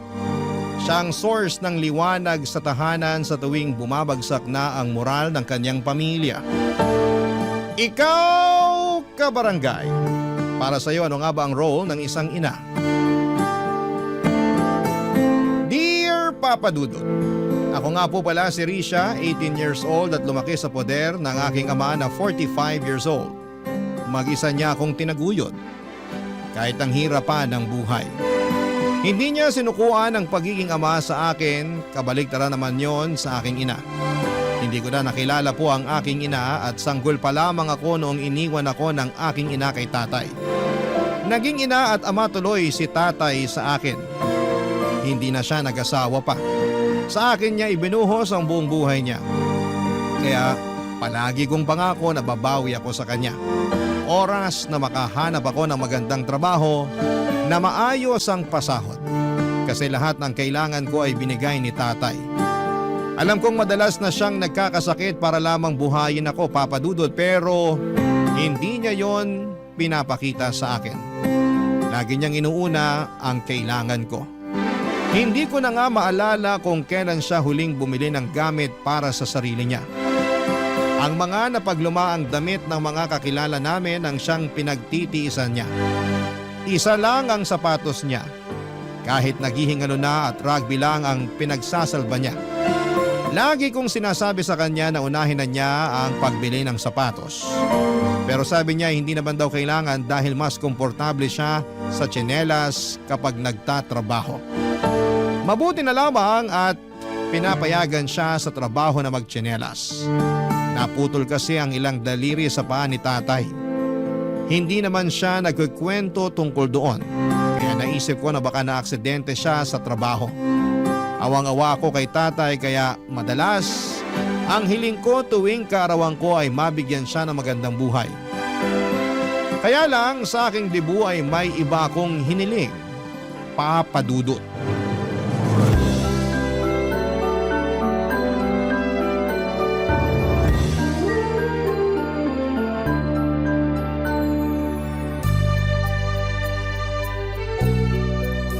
Happy birthday, anak! Salamat, Tay. Pasensya na kung 5 instant noodles at 3 nilagang itlog lang ang handa mo, ha? Na-delay kasi yung sahod ko. Ayos nga to eh. Alam nyo namang paborito ko ang instant noodles. Tapos tong tostadong pandesal na merong mantikilya. Perfect! Salamat, Tay. Walang anuman, anak. Basta para sa'yo. Babawi ako sa'yo sa susunod. Kapag nakuha ko na yung sahod ko, mamamasyal tayo. Pasok tayo sa mall. Tingin tayo ng mga damit mo ron. Nako, wag na po, Tay. Alam niyo namang hindi ako mahilig pumasyal sa mall.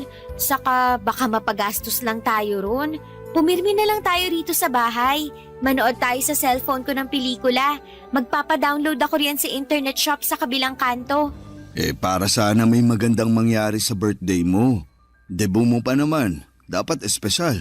Hindi pa ba espesyal tong birthday ko ngayon? Ang sarap ng pagkakaluto niyo ng instant noodles. Hindi niyo tinipid sa mantikilya tong pandesal. Ano pa bang mahihiling ko? Salamat sa pag-unawa, anak. Hayaan mo, babawi ako. Ako ang susunod na babawi sa inyo, Tay. Ang dami niyo nang ginawa para sa akin. Ako naman dapat. Hindi naman kita inuobliga, anak. Kung ano lang ang kaya mo, yun lang ang iabot mo sa akin. Pero hayaan mo ko bilang tatay mo na ibigay sa iyo ang lahat ng kailangan mo habang wala ka pang asawa at anak. Parang ayoko nang mag-asawa eh. Kasi mahihirapan yung mapapang-asawa ko na abutin yung mga ginawa niyo para sa akin. Mag-asawa ka pa rin. Pagod na akong alagaan ka eh. Gusto na kitang ipamigay. Biro lang, anak. Ikaw na lang kaya ang ipamigay ko kay Aling Petra. Ang tagal ka ng type nun. Pansinin mo naman daw para may libre na tayong kutsinta sa umaga. Nirareto mo na naman ako sa kanya.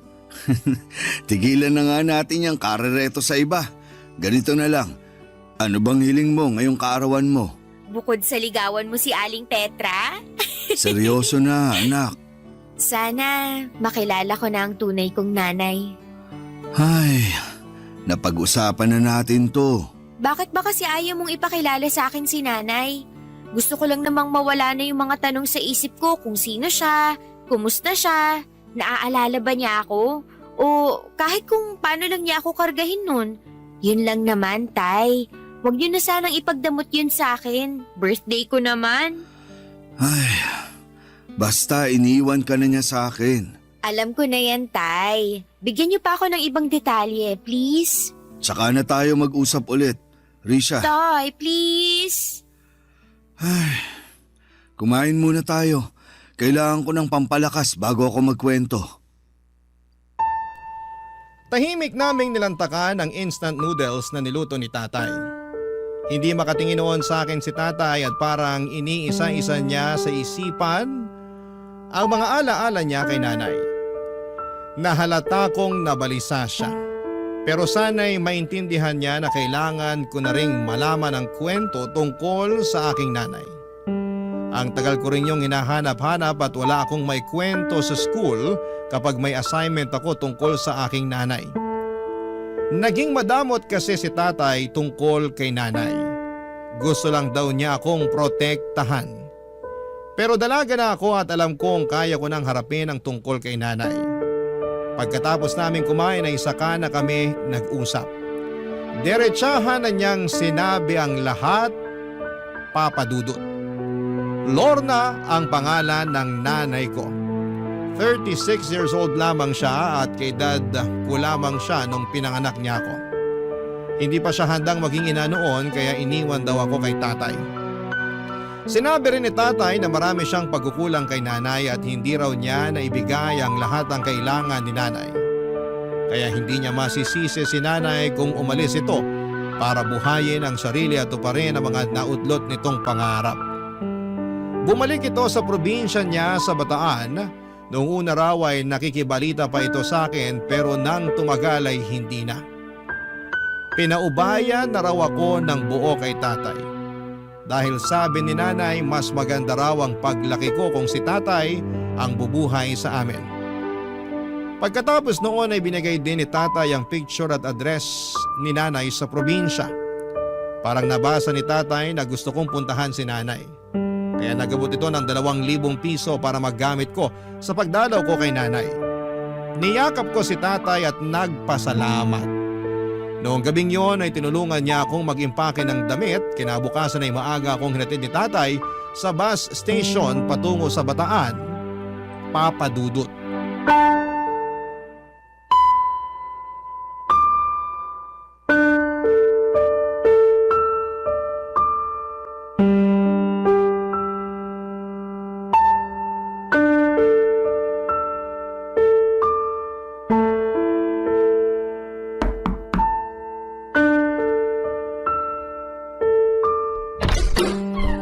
Magandang araw po. Kayo po ba si Lorna? Ako nga. Sino ka? Ako po si Risha. Ikaw ang... Ako ang anak nyo. Paano... Birthday ko po kahapon. Ang tinatanong ko, paano mong nalaman kung sino ko? At paano mo nalaman ang bahay ko? Kay tatay po. Bakit hindi tumupad sa usapan ng magaling mong tatay? Po? Ang usapan namin, kakalimutan nyo na ako mag-ama. Bakit nandito ka? Kasi gusto ko po kayong makilala. Alam mo naman pala ang pangalan ko. Pero bakit kailangan mo pang puntahan ako rito sa Bataan? Kasi gusto ko lang pong kumustahin kayo. Ayos naman ako. Bakit may dala kang maleta?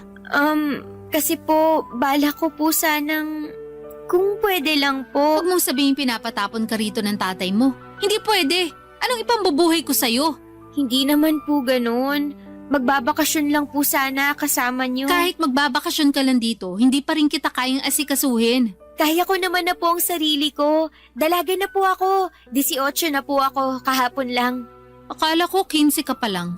Ay, binobola niyo naman po ako. Hindi kita binubola. Nakalimutan ko na kasi kung kailan kita pinanganak. Ang tagal na kasi nung huli kita nakita. Kaya nga po magandang pagkakataon to para makapag-bond tayong dalawa. Kilalanin po natin ang isa't isa. Bumawi tayo sa mga nawalang taon natin. Hindi ko naman kailangan bumawi sa'yo. Kasi tanggap ko naman binalato na kita sa tatay mo. Kahit po siguro para sa akin na lang. Regalo niyo na po sa birthday ko na makasama kayo. Tapos na birthday mo, di ba? Kahit ilang araw lang po ako rito. Maaasahan niyo naman ako sa gawaing bahay. Talaga? Opo, magaling ako magluto. Yan ang kailangan ko, marunong magluto. Sawa na ako sa kakabili ng ulam sa karinderya. Paglalaba, maaasahan ba kita? Opo naman po. Okay, sige. Pumasok ka na. Sa sofa ka matulog, ha? Baka naman mamaya umasa ka pang makatabi ako. Hindi naman po. Okay na ako kahit saan, kahit sa sahig pa. Sakto pala ang pagdating mo. Kasi kailangan ko na maglilinis ng sahig. Pwede ka bang magwalis muna at mag-mop bago ka magbihis? Ang lagkit na kasi ng sahig ko eh. Opo, kayang-kaya ko yan. Saan ko po ba kukunin yung walis at basahan nyo? Nakita ko ang pagsilay ng ngiti sa labi ni Nanay Papa Dudut. Tinuro niya kung saan nakalagay ang walis at basahan. Pagkatapos noon ay nagmadali na akong linisan ang sahig niya. Ang dumi ng sahig, malagkit nga. Mukhang may natapong masabaw na ulam at bahagya lang napunasan. Hanggang sa makalikom na ng dumi at alikabok. Pero mabuti na lamang at naturuan ako ni tatay sa paglilinis. Mabilis kong napakinis ang sahig at natuwa si nanay, natuwa rin ako. Pagkatapos noon ay nagpasama siya sa akin para bumili ng mga iluluto ko raw na gabihan namin. Nagpapaluto siya ng adobong manok. Siyempre, nagpabibo naman ako. Kaya after naming mamalengke, ginalingan ko sa pagluluto. Inaabangan ko talaga para purihin ako ni nanay sa bawat gagawin kong pabor sa kanya. Hindi masyadong natuwa si nanay sa niluto kong adobo. Masyado raw maalat. Para raw tinipid ko sa suka. Sinabi ko sa kanya na aayusin ko na lamang pero nagalit siya. Sayang lang daw ang oras. Hindi niya inubos ang niluto ko at nagpabili siya sa akin ng barbecue sa kanto. Agad ako nagmadali para bumili kaya lang ay naubusan na ng barbecue. Naghanap pa ako kung saan-saan at hindi ako pwedeng umuwi ng walang dalang barbecue sa kamay ko. Kabado na ako noon dahil wala akong mahanap. Naligaw pa ako dahil hindi naman ako taga roon. Pagka-uwi ko ay mas lalong nagalit si nanay dahil wala akong dala. Nahiya ako noon dahil feeling ko ay mali ako. Sinabi ko sa kanya na babawi na lamang ako sa susunod. Agad niyang inutos sa akin na ibabad na lang daw ang mga labahan niya para mabilis na makusot kinabukasan. Agad ko namang sinunod sa pag-asang matutuwa na siyang muli sa akin, Papa Dudut. Barangay Love Stories. Barangay Love Stories. Kinabukasan ay maaga kong nagising para ipaglabana si nanay. Habang si nanay naman ay nakaupo sa sala at nagvi-videoke gamit ang cellphone niya. Rinig ko ang masayang tawa niya kahit papaano ay masaya na rin po ako. Nagmadali akong tapusin ang labahan para lamang makabanding si nanay. Excited na akong makakwentuhan siya. Kaya lang pagkatapos kong maglaba ay inutusan naman niya akong ayusin ang lasa ng adobong niluto ko noong gabi. Agad ko naman yung ginawa, Papa Dudut. Naayos ko naman at nananghalian na kami. Natuwa siya dahil masarap na ang adobo. Natuwa rin ako dahil napasaya ko naman siya.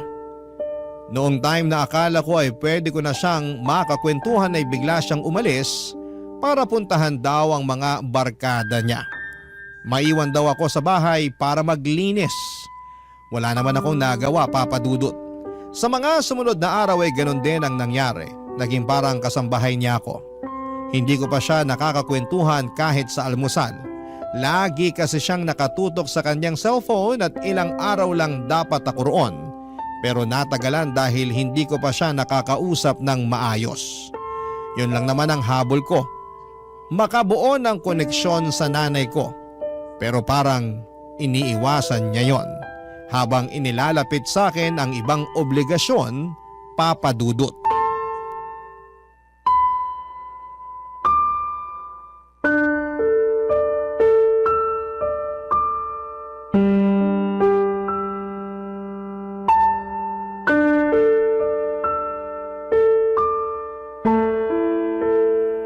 Ano ba namang buhay to? Ay nako, Nay, okay lang po kayo? malamang hindi. Nakita mo nagdadabog na nga ako rito. Meron bang masaya nagdadabog? Sorry po, nagtatanong lang naman ako. Ako ang magtatanong sa'yo. Anong balak mo? Balak po saan? Kailan ang alis mo rito? Baka naman maubos ang pera ko sa pagpapakain sa'yo. Gusto ko po muna kasi kayo makabanding sana. Banding? Magkakapera ba ako sa banding na yan? Yun lang naman po ang habol ko kaya ako pumunta rito. Pag nakabanding mo na ako, alis ka na. Pwede naman po. Ay, pahirapan ka naman bata ka, oo. Alam mo namang hindi tayo close. Anong pag-uusapan natin? Kahit ano po. Matatagalan pa ng konti bago ako mag-open up sa'yo. Kaya mabuti pa, maghanap ka ng trabaho pansamantala para makapagbigay ka sa akin ng pang-ulam natin dito. Hindi naman pwedeng ako lang ang gagastos dito. Mas masiba kang kumain kesa sa akin. Pwede naman po. Saka meron po akong 1,500 na natira sa akin. Bigay po ni tatay. Ayun naman pala. Bakit hindi mo agad binigay sa akin yan nung kararating mo lang? Hindi ko naman po alam na kailangan nyo ng pera. Walang taong hindi kailangan ng pera, Risha. Sorry po. Namana mo sa tatay mo yung kaeng-engan na yan. Parehas na parehas kayo. Parang hindi ginagamit ang utak. Mag-ama nga kayo. Nahihiya lang po kasi ako makipag-usap sa inyo. Hiya? May magagawa ba yan? Wala naman, di ba? Yan ang sinasabi ko lagi sa tatay mo noon. Huwag puro hiya ang pairalin. Umutang siya sa mga kakilala niya para may malaki kaming pera. Pero anong ginawa niya? Masyadong pinairal ang pride. Ayun, nagpakapagod sa trabahong maliit naman ang sahod. Ano nangyari? E di wala. Kukunin ko lang po yung pera. Teka, bago mo kunin yun, may sasabihin ako sa'yo. Ano po yun? Seryoso ako sa sinabi ko na maghanap ka ng trabaho, ha? Kahit pansamantala lang, maraming karinderiya sa paligid. Pwede ka rin tumulong sa pagbebenta ng barbecue dyan sa kanto. Bahala ka, maghanap ka. Bibigyan kita ng 2 araw para makahanap ng trabaho. Pag wala kang nahanap, papauwi na kita sa tatay mo. Kayo na lang magbanding. Opo, gagawan ko ng paraan. Dapat lang, hindi naman pwedeng umasa ka lang sa akin. Hindi naman po. Tsaka yung tatay mo, kung hindi naman yan tangat kalahati, papapuntahin ka rito ng 1,500 lang ang baon mo. Nag-iisip ba siya? Alam niyang hihingi ako ng pera para ipangkain sa'yo. Hindi ba niya naisip yun? Wala pa po kasing sahod si tatay. Yung 2K na inabot niya sa akin, galing pa yun sa ipon niya para sa pangpaaral ko. 2K pa lang inabot sa'yo. Bakit sinasabi mong 1,500 lang? Ang bata mo pa pero marunong ka ng kumupit. Pinamasahe ko po yung 350, saka po pinambili ko ng bracelet niya yung 150. Anong bracelet? Regalo ko po sa inyo. Yung iniwan ko sa tokador niyo sa kwarto, yung may puso po at angels. Ah, yun ba? Ano ba yun? Akala ko may nakaiwan. Tinapon ko na.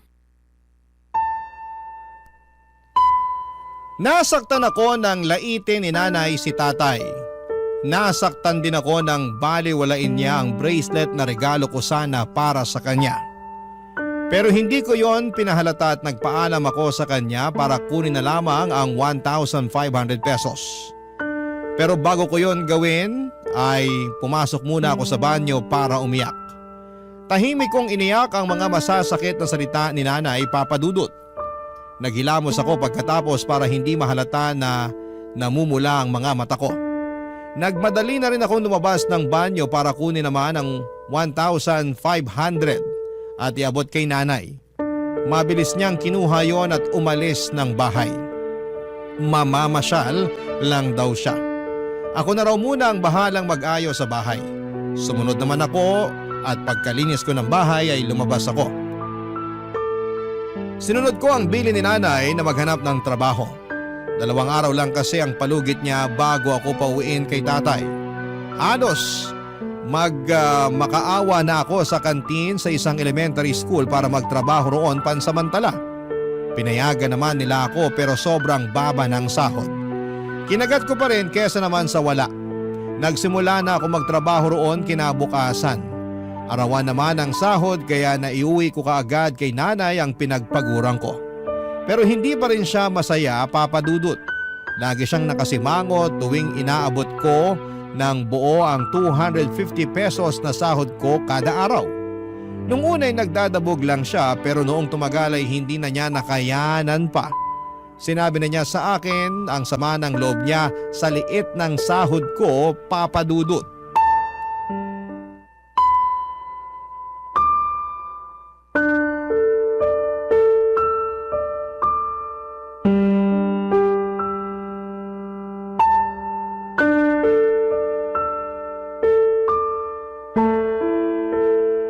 Talaga bang 250 lang ang sahod mo kada araw? Opo, Nay. Yan lang talaga. Kasi naawa lang naman sa akin yung nagbabantay sa kantin, kaya nagawa niya akong isingit sa trabaho. Kung naaawa siya sa'yo, edi sana man lang tinaasan niya ang pasahod sa'yo. Ano ba naman yun? Hayaan niyo po, susubukan kong maghanap ng ibang trabaho. Dapat lang. Kulang tong 250 sa ating dalawa. Alam ko naman po. Baka naman hindi totoong 250 lang ang sahod mo, ha? Ano pong ibig niyong sabihin? Baka kako kinukupitan mo lang ang sahod mo. Baka 400 talaga pero binabawasan mo para pangluho mo. Hindi po, Nay. Talaga? Susugod ako sa kantin para magkaalaman na. Ano, gusto mo? Opo, kahit pumunta pa kayo bukas. Hindi po ako nagsisinungaling. Mali po yun. Ay nako, mana ka talaga sa tatay mo. Puro na lang kabutihang asa lang inuuna. Alam ba niyang hindi na mabubuhay sa panahon ngayon ng puro kabutihan lang?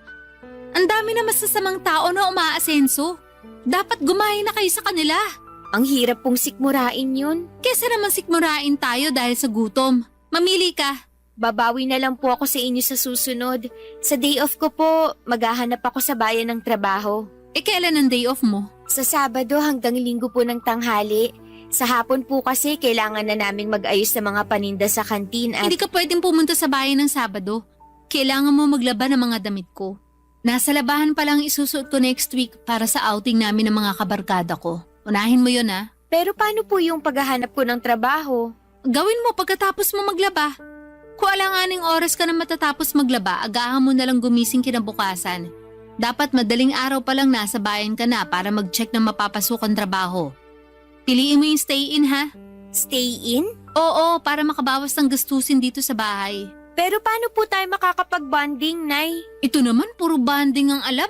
Mabubuhay ba tayo ng puro bonding lang? Akala ko po kasi magbabonding na tayo kapag nakahanap na ako ng trabaho. Sa liit ng sahod mo, aasa ka pa ng bonding sa akin?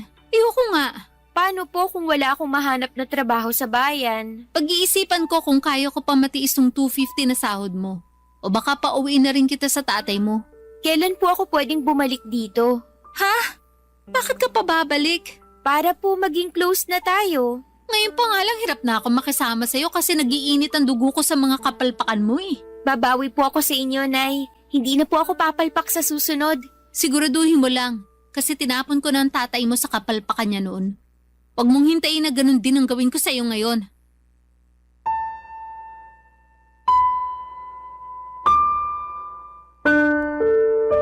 Papa Dudut! Papadudot pinandilatan niya ako ng mata para ipakitang hindi siya natutuwa sa akin at kay tatay. Paniniguro rin niya yon para bilisan ko ang paghahanap ng trabaho. Yon ang naging bonding naming mag-ina, puro pagbabanta. Aaminin kong napapansin ko na at hindi na ako natutuwa sa inaasal ni nanay sa akin. Ni minsan ay hindi ko naramdaman na mahal niya ako. O kaya kahit ituring man lang na isang anak.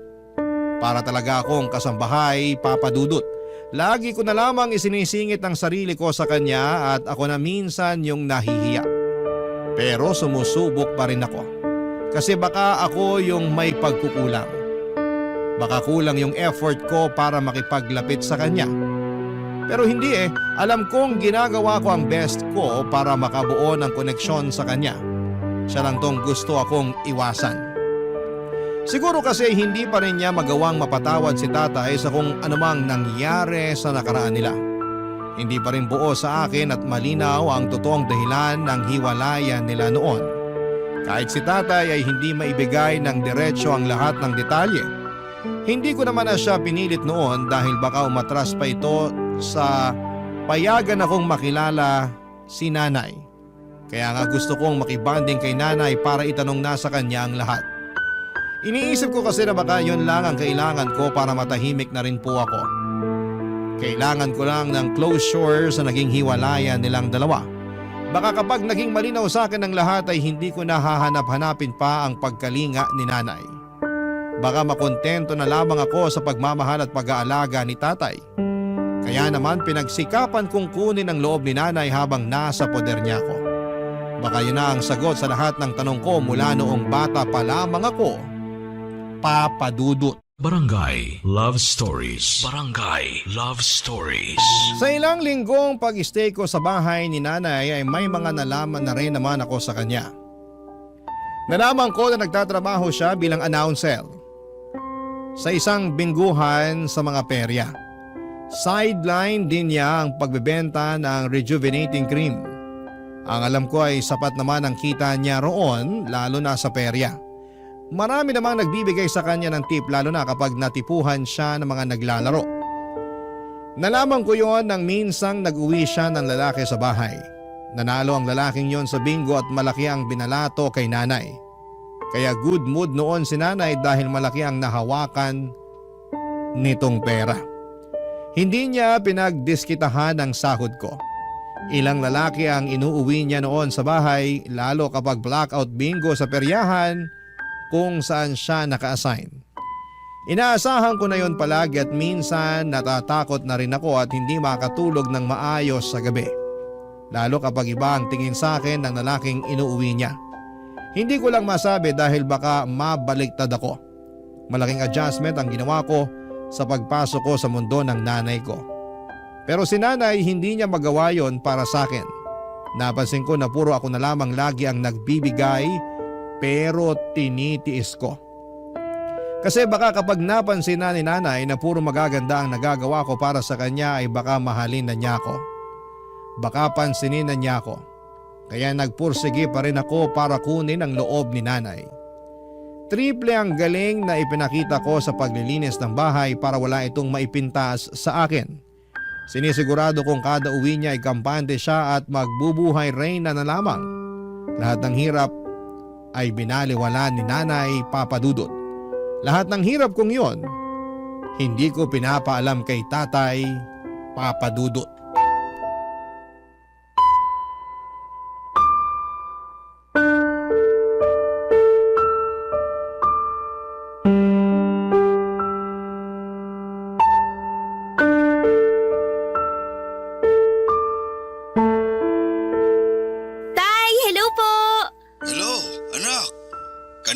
Tumatawag sa'yo ha. Nag-alala ako kasi hindi ka sumasagot. Pasensya na po, Tay. Nabisi lang kasi. Ang daming customers sa kantin.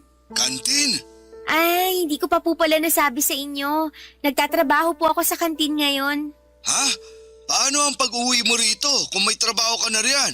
Pansamantala lang po ito, Tay. Para may maibigay ako kay nanay. Anak, pinilit ka bang magtrabaho ng nanay mo? Hala si tatay, hindi po ha.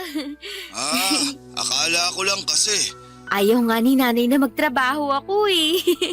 Nahihiya siya kasi gusto niya siya ang bumuhay sa akin dito. Sabi ko, kawawa naman si nanay kung puro siya na lang. Kaya naghanap din ako ng sideline.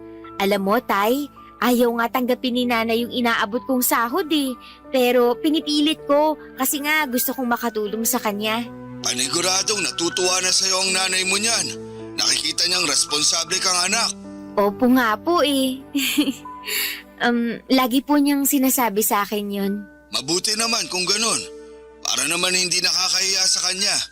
Baka kasi isipin niya, hindi kita napalaking maayos. Hindi po ah. Never po siyang nagsabi ng hindi maganda sa inyo. Talaga, anak? Hindi niya ako sinabihang tanga o walang kwentang ama at asawa? Hindi po talaga. Mabuti naman kung ganun. Siguro, napatawad na niya ako sa lahat. Napatawad po saan? Alam mo na siguro yon. Ay, hindi naman ako iiwan ng nanay mo kung hindi ako nagkulang, hindi ba? Sayang lang kasi at hindi ako nakapag-aral. Kaya hindi ako nakakuha ng magandang trabaho para masustentuhan ko lahat ng kailangan ng nanay mo noon. Sa tingin niyo po ba dahil doon kaya kayo iniwan ni nanay? Oo, kasi yun naman ang nasabi niya sa akin nung iniwan ka na niya sa poder ko. Kaya hindi ko na rin siya inabol noon kasi klaro sa akin na hindi ako ang tamang lalaki para sa kanya. Ayoko namang ipagdamot sa kanya yung tsansa na may makilalang lalaki na kayang ibigay sa kanya ang lahat. Kasi hindi ako yun eh. Hindi po totoo yan, Tay. Kita niyo ngang naibibigay niyo ang lahat sa akin. Hindi na nga kayo nakakapagbigay sa sarili niyo eh. Puro ako na lang ang iniintindi niyo. Kasi sa'yo ko na lang binubuhos lahat ng mga hindi ko nagawa at naibigay sa nanay mo noon. Maswerte pa rin si nanay kasi kahit papano, sinubukan niyo namang ibigay sa kanya ang lahat. Baka hindi lang talaga naging sapat para sa kanya. Baka nga. Anak, may tatanong ako sa'yo. Ano po yun, Tay? Huwag mong sasabihin sa nanay mo, ha? O sige po, ano po ba yun? Meron na ba siyang boyfriend o asawa? Naku, single na single, Tay. Wala nga po ako nakikitang lalaki na dinadala niya rito sa bahay. Puro lang siya trabaho. Career woman talaga. Bakit niyo po natanong? Wala naman. Ewan ko ba? Parang sa mga kwento mo kasi tungkol sa kanya, nagkakrush ulit ako sa nanay mo. Pero wag mong sasabihin, ha? Naku, nakakahiya. Uy, kinilig naman ako ron, Tay. Sige, ganito na lang. Ako ang magiging tulay niyo para magkabalikan. Naku, wag na. Tsaka ang dami nang nangyari sa nakaraan namin na hindi maganda. Kaya, pero sa tingin mo may pag-asa pa kaya ako sa nanay mo?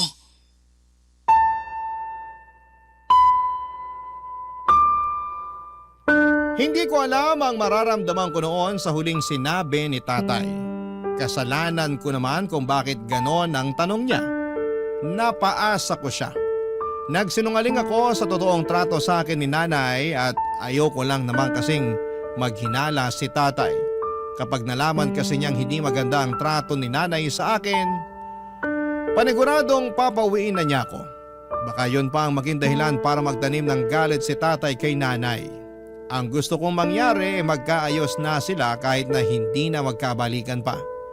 Yun bang makapag-usap man lang para magkumustahan. Para malaya na akong nakakasama silang dalawa. Pero sa ugali ni nanay ay parang malabong mangyari yon. Ramdam ko ang galit niya kay tatay at hindi na yon nagbago kahit panay ang bida ko sa magagandang ginawa ni tatay sa akin. Inisip ko na baka kulang pa ang pagbebenta ko sa magagandang katangian ni tatay. Napangiti ako at nakaisip ng ideya.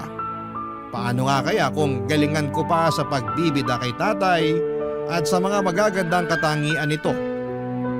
Na-imagine ko kapag lumambot na ang puso ni nanay kapag bentang-benta na sa kanya ang mga magagandang ugali ni tatay ay pwede kaya silang magkabalikang dalawa. Kasi nung puro ako papuri sa ugali ni nanay kay tatay bigla naging masigla si tatay sa pagtatanong tungkol kay nanay. Bigla parang nagkagusto ulit ito kay nanay. Baka naman pwedeng ganun din ang mangyari kay nanay. Pwede kayang magkaroon ng second chance sa pagmamahala ng mga magulang ko. Mararanasan ko na kayang magkaroon ng buong pamilya. Napangiti ako at pwede yon, naniniwala ako.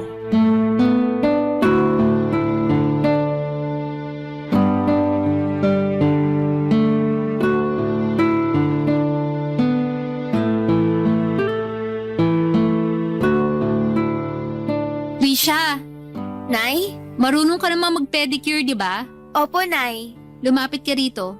I-pedicure mo pa ako. Hindi ako makayuko ng maayos eh. Sumasakit na naman ang likod ko. Sige po. Kumusta ang tatay mo? Ay, si tatay po. Ayun, sobrang gwapo pa rin. Ha? Kinukumusta ko ang kalagayan ng tatay mo, hindi ang itsura niya. Kailan pa naging gwapo ang tatay mo? Kung hindi naman po gwapo si tatay para sa inyo, bakit niyo ako nabuo? Gusto mo malaman? Opo, gusto kong malaman yung naging love story niyo. Hindi nga love story ang nangyari sa amin, no? Horror. Po? Yung kaibigan naman niya ang gusto ko eh. Kaso hindi ako pinapansin. Kaya nagpainom ako. Inimbitahan ko silang dalawa ng tatay mo para pumahig lang yung kaibigan niya na sumama. Sinubukan kong lasingin yung kaibigan ng tatay mo pero hindi umipik. Kaming dalawa ng tatay mo ang nalasing at yun na. Nabuntis na po kayo nun? Oo. Yan ba ang love story na inaasahan mo? Akala ko kasi magkarelasyon na kayo nung nabuo niyo ako. Yak! Bakit ko naman papatulan ng tatay mo? Nakita mo naman ang itsura niya, di ba? Tapos hindi pa nakapag-aral. Pangit pa ng trabaho. Bakit ako magtitiis dun? Pasalamat siya wala akong ibang mapuntahan kaya nagtiis ako makisama sa kanya hanggang mailabas kita. Pero wala eh. Ayoko talaga. Nakakasuka makisama sa kanya. Alam po ba to ni tatay? Una pa lang naman alam niya na hindi ko siya gusto. Siya tong patay na patay sa akin. Ilang beses ko nang sinabi sa kanya na ang trip ko ay yung kaibigan niya. Pero mapilit siya. Feeling ko nga'y sinadya niyang lasingin ako para madali niya. Kaya hindi ko pa rin siya mapatawad sa pagkakabuntis siya sa akin eh. Tsaka kung alam mo lang na, aray Risha! Lintik kang bata ka! Balak mo bang putulin ang mga daliri ko sa paa? Tulad ng ginawa ko sa tatay mo, ha? Kayo po ang pumutol sa mga daliri sa paa ni tatay? Bakit? Hindi pa nagkukwento yung tatay mo sa mga nangyari noon, ha? Kapagod. Ako bang inasahan niya magkwento sa nakaraan namin? Aray! Sinasadya mo na yatang paduguin ng daliri ko eh. Ano bang problema mo? Aray, Nay! Hindi niyo naman po kailangang manipa. Buisit ka eh. Parang gusto mong patayin lahat ng kuko ko sa paa eh. Tumabi ka nga dyan. Lalakad ako.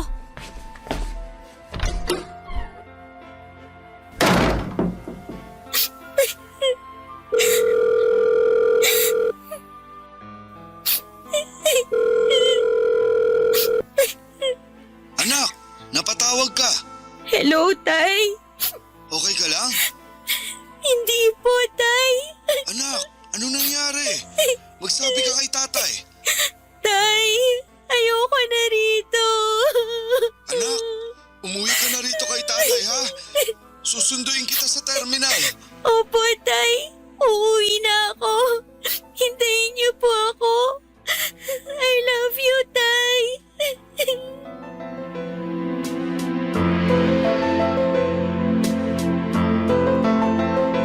Halos malunod ako sa iyak at sama ng loob.